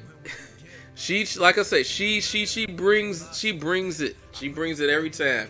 Her and that candle in the flashback, that was cool. That was funny. I can't deny it. But yeah, it was still wrong though. What she did was wrong. But they for some reason Eddie is, the one who's taking all the blame for this. And they have like this dinner table scene in the morning with the breakfast and everything, and everybody's sitting at the table. And the youngest daughter says exactly what, is the basis of this movie. Like, I thought that the oldest daughter could take over the kingdom, but you gonna let this guy who you just met 5 minutes ago come in and be the new future ruler of our entire country? This is what's happening? Like, she says it, and it's like, yes, like, it makes absolutely no sense. It's about 2 or 3 times where characters say things in the movie that the audience has to be thinking because they know that the audience knows this makes absolutely no sense, or this is just bad writing. There's a point where Trevor Noah comes in, and he's the anchor for CNN, not CNN, CNN, and he's like, yes, we're going to let this guy who we have no idea if has any courage, formal training, intelligence, knowledge, anything like that, we're going to let him run our country because he's a man, and that's how Zamunda is. Like, once he says it out loud, it really makes the movie seem really stupid for even going down this line of thought. Honestly, this movie could have been over 5 minutes. Literally. James Earl Jones said he didn't raise Prince Hakeem to be as ruthless as he was. Okay, then, you got a general over in another country that wants to, kill your son. And you have a wealthier, more prosperous nation. Hire some mercenaries and take out Wesley Snipes' character. Simple as that. Pay one of his lieutenants or whatnot 500 chickens and no more General Easy. Now you got a loyal puppet leader of the other country. Or, you know what? You got all this money, buy an army. Like, buy an army. Or, you know what? You're the king. Just like, James Earl Jones' character did in the first movie. He said, when the wife says, I thought that you were the king, you can make the rules. He changed the rules to allow Eddie Murphy to marry, Prince Hakeem to marry Lisa's character. Well, King Hakeem, you're the king. Change the rules to let your daughter rule. We have to wait till the end of the movie for that to happen? Yes, as I said, spoiler. This is a spoiler review. It's in the title. Yes, in the end of the movie, they do exactly what should have been done in the beginning of the movie. Make the eldest daughter the ruler, the one who's been living in Zamunda all her life and knows the traditions, knows the culture, knows the people and the politics, and is showing herself to be intelligent, well spoken, and regal, instead of training some dude from New York. And you only have 1 week, by the way. They put an artificial timeline on it because once Wesley Snipes finds out that Hakeem is back in Africa in Zamunda with his new son, he shows up. And they have another good musical moment where they introduce Wesley Snipes' daughter. I want to say it's Tatiana Taylor. I call her TT. Woman is just exudes just sensuality and sexuality, and just she's beautiful, of course, but there's something very lustful about her appearance. Like, she's not beautiful in the point of like, oh, I want to put her on a pedestal and just look at her like she's a portrait or a picture. She's beautiful and like, I want a piece of that as soon as possible. And can you handle it? Because she looked like she could give as good as she gets. So, but yeah, Tatiana Taylor, that's probably not her name, but she's Wesley Snipes' daughter. They do a great musical intro for her and song with her, and they have the brother who sings "She's Your Queen." He breaks down a cool ass song, and then LaBelle has his little moment to bring his American New York rhythm and flow to the party. So he does the rap verse, obviously, because he's the American for the song, and that was cool. It was once again just very bad writing, but it was still a cool moment. Like I say, the pros of this are the music. It is the music, Leslie Jones, Eddie Murphy, Wesley Snipes. I just mentioned Tatiana Taylor. The cameos earlier during the music scenes, because I'm just gonna say Morgan Freeman shows up there. That's the cameo I'm talking about, and that's during the funeral. So that was cool. I thought that was cool, and the guest musical stars who appear. There are some musicians who appear from in the funeral and towards the end.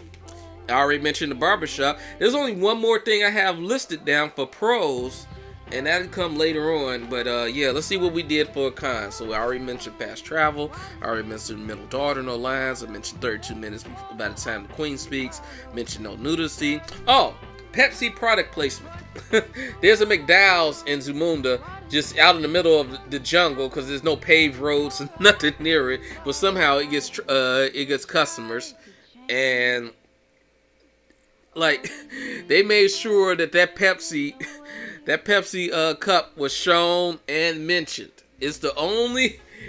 Besides McDonald's, it's the only product placement in the movie, but it is so blatant and obvious. It's like, wait, what are they doing? What are we doing right now? We're just going to give Pepsi a shout out right in the middle of the movie? Okay, cool. I already mentioned how small Zamunda felt to me. I mentioned the fact that they just let Wesley Snipes' character in with and no guards tried to stop him. None of the times Wesley Snipes comes in with his crew, even when he introduces his daughter, none of the times is there any type of security whatsoever in Zamunda. Also, there was no Soul Glow in this. No Soul Glow whatsoever mentioned, advertised, alluded to, nothing. And during the argument that Lisa and Akeem have, when he tells her, "Yo, I had a son before. This happened before I even met you. This was when I was still in the bars, and I didn't even know about it." She mentions the fact, "Yeah, I had other guys before you too." And he's like, "Yeah, what do you mean with other guys?" Like, dude, in the first movie, you took her from another guy. You took her from dude from ER, Eric LaSalle's character. I forget his name. But Mr. Soul Glow, you stole it from him. Also, speaking of Soul Glow, at the end of Coming to America, the first one, Eric LaSalle, I guess, is hooking up with Lisa's sister, younger sister. Lisa doesn't have a sister at all in this new movie. In the sequel, the sister, the dog, and Eric LaSalle do not make the cut. They don't even get a mention in the script, in the dialogue. Hell, even Sam Jackson's character gets a shout out in the movie, but in the sequel, but not Eric LaSalle and not Lisa's sister. Nor do they even mention the little. I don't know. I didn't see the little dog that John Amos has sicked on Soul Glow brother, but. Like, they obviously the dog will probably be dead by now, but you would think that maybe they would have got a new dog or had a picture of the dog since the dog was a part of the family. But yeah, there was no Soul Glow, no sister. Oh, another thing. as I talk before I get back into the story, another thing on the cons for no is there was no Black Panther reference in the trailer. They when Eddie Murphy says I'm from Zamunda, Tracy Morgan's like I don't care, Zamunda, Wakanda, whatever. Eddie Murphy in the trailer, he replies Wakanda is a fictional character, Zamunda is real. They don't say that in the movie, at least because I watched it twice now, and I thought, well, maybe I missed it the first time, but no, it was cut from the actual movie. Same thing with another scene in the trailer where Wesley Snipes is shooting AK-47 at Prince Akeem's portrait, a painting of Eddie Murphy. I see the painting of Eddie Murphy in the movie, but I don't see the shooting. I don't see him shoot the portrait, but you know. Some things, I guess, just didn't make the movie, although it's not like they didn't have room, because they put a whole bunch of boring-ass plot line about a lion, this fake-ass lion. I'm not even going to get into the whole lion shit. I'm just going to go straight into, okay, so the son, does the musical number with Wesley Snipes' daughter, and they're like, okay, I'll marry her, she fine and everything. She got a nice voice, she could sing, I'll marry her. And everything's set, but then here comes Witch Doctor, just busting out of anywhere, just for no reason, because the movie could have ended right there, too. That was like 35, 38 minutes, maybe 40-some minutes into the movie. We did not have to go any further. But no, the Witch Doctor's like, no. We gotta give this guy the princely test. And so Wesley Snipes put the artificial deadline of, okay, you got 1 week to complete the princely test. And part of the princely test is to learn all the lineage of the Jaffas, the rulers of Zamunda, to learn the culture, learn how to be, walk proper, talk proper, and act like a prince, and, get the whiskers off of a lion, a bunch of bullshit that he would not be able to accomplish in a week. Any normal person would not be able to cram that much history and that much culture into their being in just 1 week, and still have time to, yes, fall in love with someone else besides the one that you're betrothed to. He's going to fall in love with another character, the royal groomer, basically, because there's a lot of barbershop talk in this movie. There's two things that they talk about: barbershop, the actual movie, a lot of scenes, and beauty shop. The love interest is a barber, and one of the better scenes in the movie is the barbershop, which they visit twice in the movie, which is callbacks to the original movie, and they love calling back to the original movie. There's no new original material in this. This is either altered footage from the original, or just a whole flashback sequence of the synopsis of the original movie. They pretty much just showed it when they give Sam Jackson his shout out when during this week trial, this 1 week trial that Lavelle has to prove himself to be a prince. And he's falling in love with the real groomer. She just gives you just basically a flashback of the entire first movie. Like, and I don't know too many movies nowadays that, like, I know TV shows that do the recap show, the greatest hits show, and that's usually because the writers have run out of material to think about and they want to take a break, or it's just it's a way to get audiences back into the show or prepare them for the next season.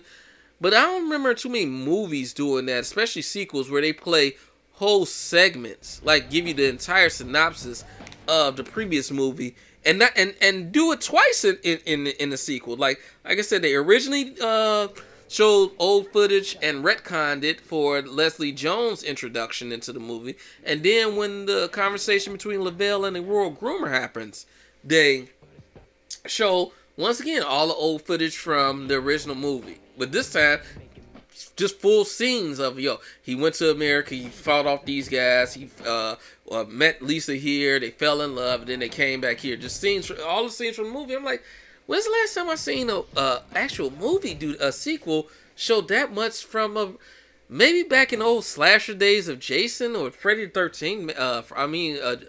Friday the 13th or Nightmare on Elm Street. Maybe they used to do stuff like that, but not comedies or action movies. And I don't remember them doing that. I don't remember seeing a whole bunch of scenes from Rambo First Blood and Rambo 2. Like, they did do that in this very last Rambo, and that last Rambo sucked. But yeah, back to Coming to America. Yeah, so they rely heavily on old jokes, old characters, and old footage from the original movie, because this movie is not as funny and the story isn't as good. It would be one thing if the story was weaker, but it brought the funny. But it didn't really bring the funny. And it'd be another thing if it didn't really bring all the funny, but did what Boomerang did. Boomerang brought a little funny in the beginning, but then brought you a solid story towards the middle and end. And same with Beverly Hills Cop series. Like a lot of Eddie Murphy's movies, Another 48 Hours, Trading Places, they bring you the funny to hook you in the beginning, and then towards the middle and end, they get you involved and invested into the story of what's going on. That never happens in this movie. I never care about the lion story. I never care about the love story between the prince and the royal groomer, whose name I just cannot remember. And like I say, maybe it's just a thing with the patriarchy. Maybe I just can't remember female actresses' names or their characters' names. I remember Leslie Jones' character's name is Mary. I remember she's really stood out, but I can't remember Lisa McDowell's real name or the royal groomer's real name. But yeah, so of course, you know, they repeat the joke of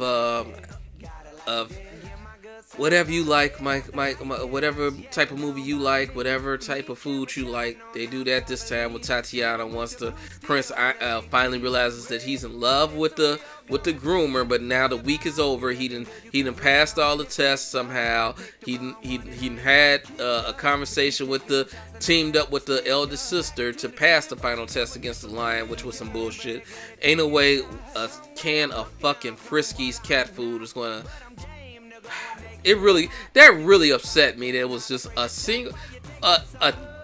300-pound lion will lick the paint off of the doggone can of Friskies with his tongue before it will not be full. It will not be satisfied from a can of Friskies. That's all I'm gonna say. It's not happening. That was such a BS conclusion to that it was just unnecessary plot device, period. But it also unnecessarily long plot device. It was just a waste of our time. It really was. So yeah, he passes that test, and he's in their pose. He's in I guess the day before the wedding. They're having like a party or whatnot. He talks to his future bride, realizes that she's exactly like Eddie Murphy's first future bride with the whatever you like, whatever. But he doesn't make her hop on one foot and bark like a dog though. But he does tell her to wait right here, which she does for over an hour while he goes and chases after the girl and whatnot, and it's like, yo, I want to marry you. And he's like, all right, I'm gonna go tell my dad I want to marry you. And of course, they do the old movie cliche of he walks up right in time to hear something that he shouldn't hear, and he doesn't, take the time to approach and find out, get a reasonable explanation or confront the situation. He just goes with the one-sided information that he hears and makes a decision to run away off of that. And back to America we go in the private jet. Once again, this is a 16-hour trip to America. So he goes to America with the royal groomer. Of course, Wesley Snipes is not being told of this. Eddie Murphy goes to follow and bring his son back, but after he has a great one could say, with John Amos' character in the kitchen of McDowell's. Oh, but before that, at the party, Lisa finally remembers that she's from Queens, because all this time you don't see any Americanism out of Lisa's character whatsoever. She pretty much is like, well, as I said, she doesn't speak much. She doesn't have much of a character at all. But she is supposed to be a sister from Queens, New York. She's supposed to have some soul, some American, chutzpah. She don't show any of that, and none of it is reflected in any of her daughters. You don't see any American.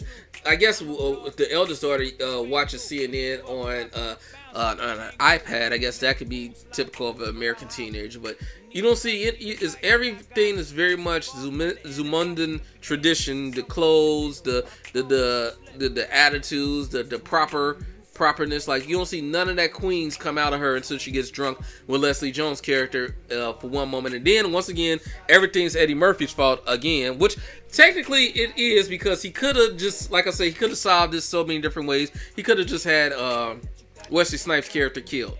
He could have actually had a real conversation with his daughter. Like, he just dismisses her so many times. It's like, yo, bruh, what did she do to piss you off where you can't even talk to her? I thought that you loved her in the beginning. You was like, oh, my lovely daughters and everything. And now she can't, you don't even want to hear her talk? Let her say 5, she says 5 words throughout the entire movie, and you don't even let her get those out. So, you know, Eddie Murphy, his character is getting, you know, chastised by, now his finally Queen's wife shows up. His Lisa from Queens finally shows up. They have one good joke there where he breaks the fourth wall and stares at the camera because he knows it's the one of the few jokes that actually lands. Then he goes and chases his son back to America. And then the next day arrives because, like I say, time doesn't exist. Like, his son is somehow left a party that night, got to America.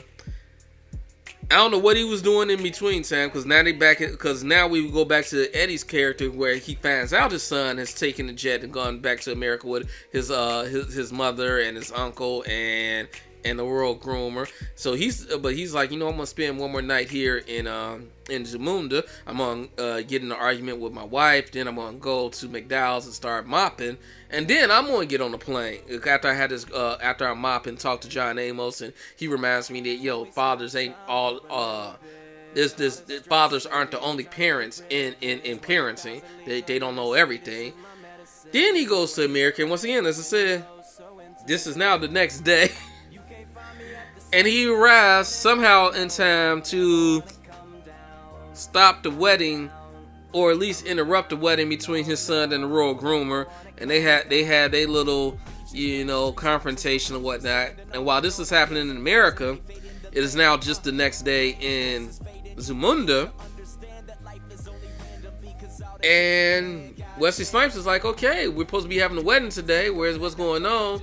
And there are no guards around at this time except for Wesley Snipes, you know, bully squad, which has been reduced down from, like, originally you had like 12 people, then it was like 8 people, now it's like 5 or 4 people at this time. No Michael Blackson, none of the people who's doing the shake wakes. His crew is again significantly smaller, but also only person comes out to confront Wesley Snipes is the eldest daughter. Like, no bodyguards whatsoever. And this is crazy because I literally see guards in the Zamundan Palace, aka the mansion, with swords on their hips, and all they do is just open doors. All they do is open the door and salute the prince or whatnot, but that's it. When it comes down to any confrontation and whatnot, you don't see the guards at all. You don't see them pull out no swords. You don't see them use no guns. Like, why do you have a sword on your hip just to open the door? And then when the princess comes to confront Wesley Snipes, y'all ain't even there. Nobody's there. She got to take on 8 dudes, 5 dudes by herself with a stick. But of course, because they showed her fighting earlier, they had to, you know, do something with that fight choreography.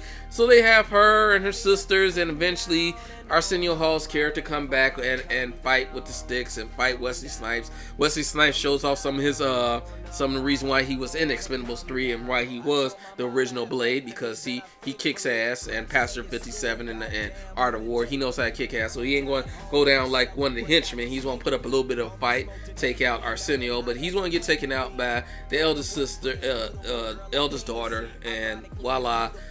You know, happy Scooby-Doo ending. You know, Wesley Snipes has been beat up by the princess, so he's like, yeah, whatever. Everything's all good now because I got my ass whooped. I'm not going to be attacking tomorrow or whatnot. We're going to work out a trade agreement now. And the prince, you know, comes back to Zamunda after Eddie Murphy's like, yeah, I get my blessings for you to marry the royal groom if you're doing it for love. Well, I did the same thing for my love. So, and they come back to, you know, Zamunda and have the royal wedding at the palace or whatnot. Still not as grand as Eddie Murphy's Prince Hakeem's wedding to Lisa, but, you know, still nice and whatnot. And I guess, you know, that's movie ends. The end. I mean, that's enough. They had one more musical guest, I think. I don't know, but it was a weak story. Lavelle, the character who plays Lavelle, I know he's been in a couple other things, but he didn't do too much. He didn't do too bad, but he didn't do too. He wasn't great either. He didn't do anything to own this movie. He didn't make this movie his, and he could have been the main star. Like, this movie was really dedicated to giving him a lot of screen time. The focus was him and his love. Like, Eddie is there and Arsenio are there, and their characters do make their appearances, and Eddie does get significant screen time, but so does Leslie, so does Tracy's Morgan, so does Lavelle Johnson's character. Lavelle actually gets probably the most screen time of all, and the actor who's playing him just doesn't steal the movie. He doesn't put his stamp on it at all. So it's not too much good I could say about it. It was, like I said, it was a weak plot. It was a weak story. They pushed the lion thing too much. They just completely just ignored characters from the previous ones. Like, we don't mention the sister at all. We don't mention Soul Glow brother at all. John Amos was possibly had the best scene. He owned his screen time with the kitchen scene. Like, the McFlurry joke could have done without it. But the Golden Arches, the Golden Arcs, that was a good little line or whatever. James Earl Jones saying, "I'm about to die now," was the funniest and worst part of the movie. Like, that was the point of the movie. It was like, yes, we're not going to take this serious. I'm going to call my death. But it was still funny.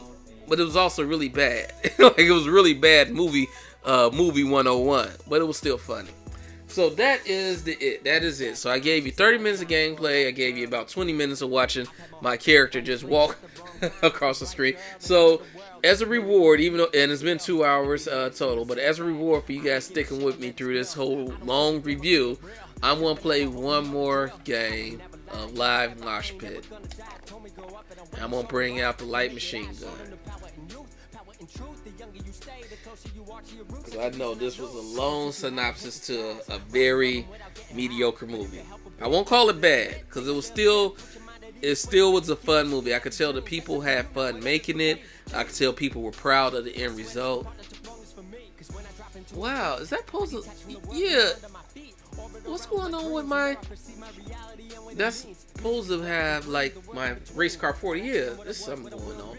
Yeah, this will be the last game. That's why I stopped playing, because the capture card was probably heating up on me or overheating the computer. So I said I was going to switch to remote play before playing the game. But since you guys waited and listened to me talk about coming to America for so long without me playing the game, because it is very difficult for me to stay on topic while concentrating on shooting and getting upset about how I'm getting screwed over in the game. Because I know, I rage, I get triggered when the trigger don't work. See what I did there? Let's go for light machine. Oh, the game is almost over. Domination. Capture and defend the forward operating position. Securing C. I'm not sure, but okay. It happened. Securing C. I never... I wish y'all could see the camera, because I never fired a bullet, even though my finger, as I'm dying, is completely pressed on the... Bravo, go.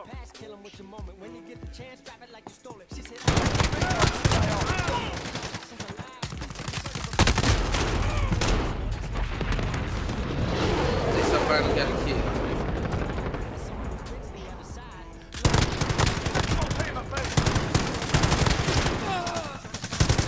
How is he still alive? Two people put bullets into that guy.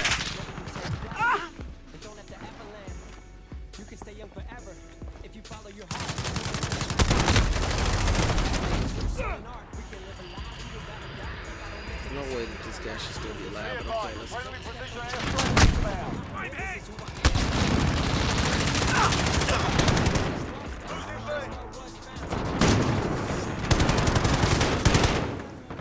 Son of a bitch, bullshit.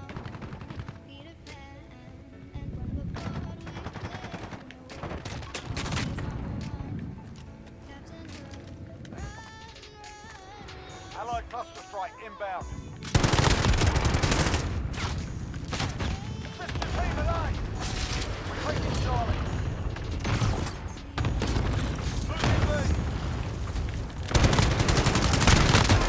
That was such bullshit. It literally waited. I was going to call it earlier, but I didn't say anything.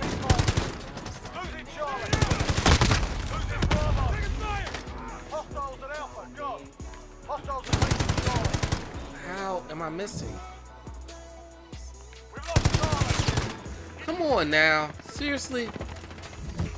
Reloading. We're on Charlie. Stand Got it by. for you. And my smoke grenade didn't go off at all. Changing back.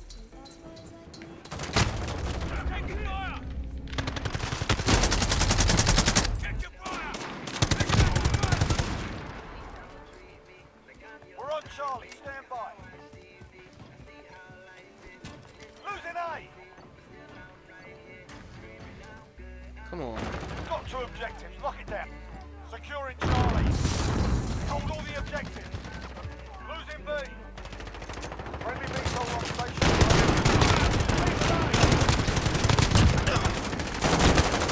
Taking fire. Flash out. He's back up at Charlie. We've got a UAV on station. Bring on fire. UAV entering the AO. Lock T. You're needed at Alpha. We're on Charlie. Stand by.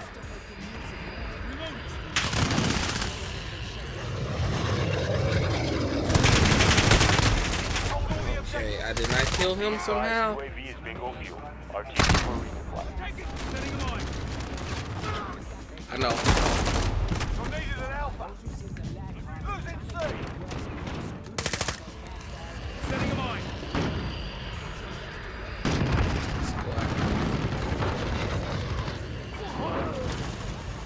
Need backup at Bravo. You're needed at Alpha. Need backup at Bravo.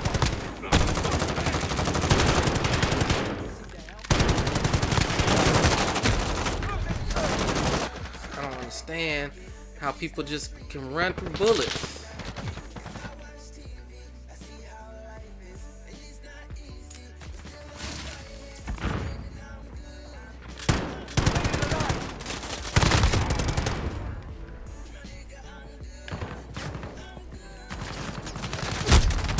Almost. I just couldn't bring the gun up fast enough, but I almost had you. Setting them on. Reloading.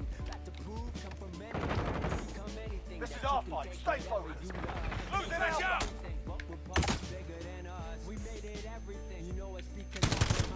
That's a friendly.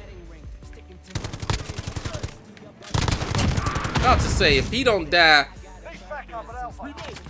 fucker. Stand down, lads. They've had enough for one day. So I was about to be really, really pissed if he didn't die, cause it's like a, so I shot, and I'm shooting again right there. Okay, cause it's about to say and then of course the gun, SWAT slate, fuck it. Y'all, there, light machine gun in the game, playing against other prestige players, all with the high level prestige. I went positive, cause if you include this standing captures, I went positive. Alrighty, ladies and gentlemen, that is it for today. That is it for the gameplay. That is it for the 30-minute challenge, and that is it for our review of Coming to America, the sequel, aka Coming to America. I want to thank everyone for joining me here today and listening and watching and, you know, just participating. You know, I love you guys. I do. I really do.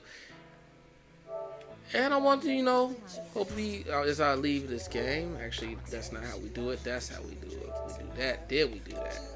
As I leave the game. Yes. There we go. Once again, I want to say, you know, thank you. Thank you. I don't get to do like talk movies as much as I would like to. I really do enjoy talking about movies. Movies are one of my favorite forms of entertainment. Actually, more so than video games or music or even anime. Movies, like, if I have my choice of watching all of the Marvel series of the Avengers. Hell, if I had my choice just between Infinity Wars and Endgame or watching One Punch Man Season 1, I would choose the Marvel Avengers over that. Even though I love One Punch Man, it had all the action, the first season with all the action and everything. But yeah, movies have always been, I'm a child of the 80s and 90s, so I grew up watching Predators and Die Hard, and when the Friday the 13th and the Nightmare on Elm Street series were good, and we just had a lot of Tom Hanks was in this bag with the whole Fish Called Wanda or Harry Met Sally or You Got Mail. Like we had the comedies from Coming to America, Beverly Hills Cop, Trading Places. We still had some leftovers of Richard Pryor stuff, Moving, or Brewster's Millions. So I grew up in a time when movies were really, really good. It wasn't just special effects. It was actually acting, action, storytelling. It was the whole package. Now you can make a movie like Pacific Rim, or even this King Kong versus Godzilla, which I'm anticipating highly, but it's mostly because of the CGI, the fights, the action.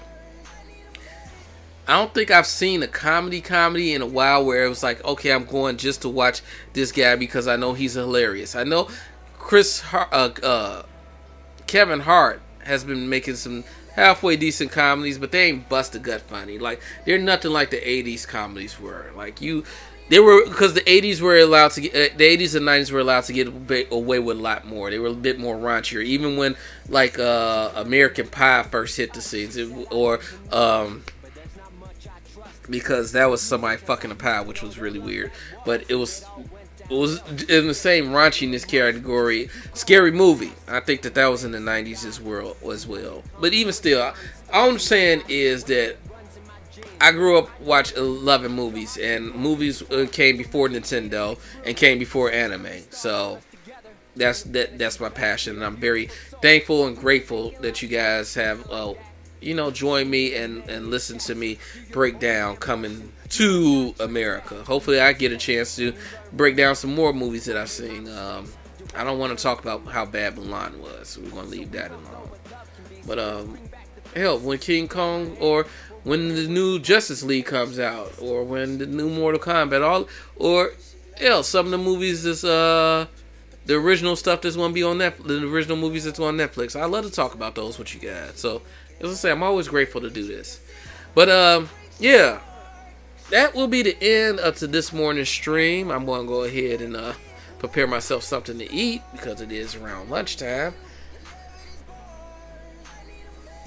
So, with that being said, I want to thank you all for joining me and remind you once again, as you already know what I'm going to say, don't forget to hit that like, follow, subscribe, get those notifications for when I go live, and share the video.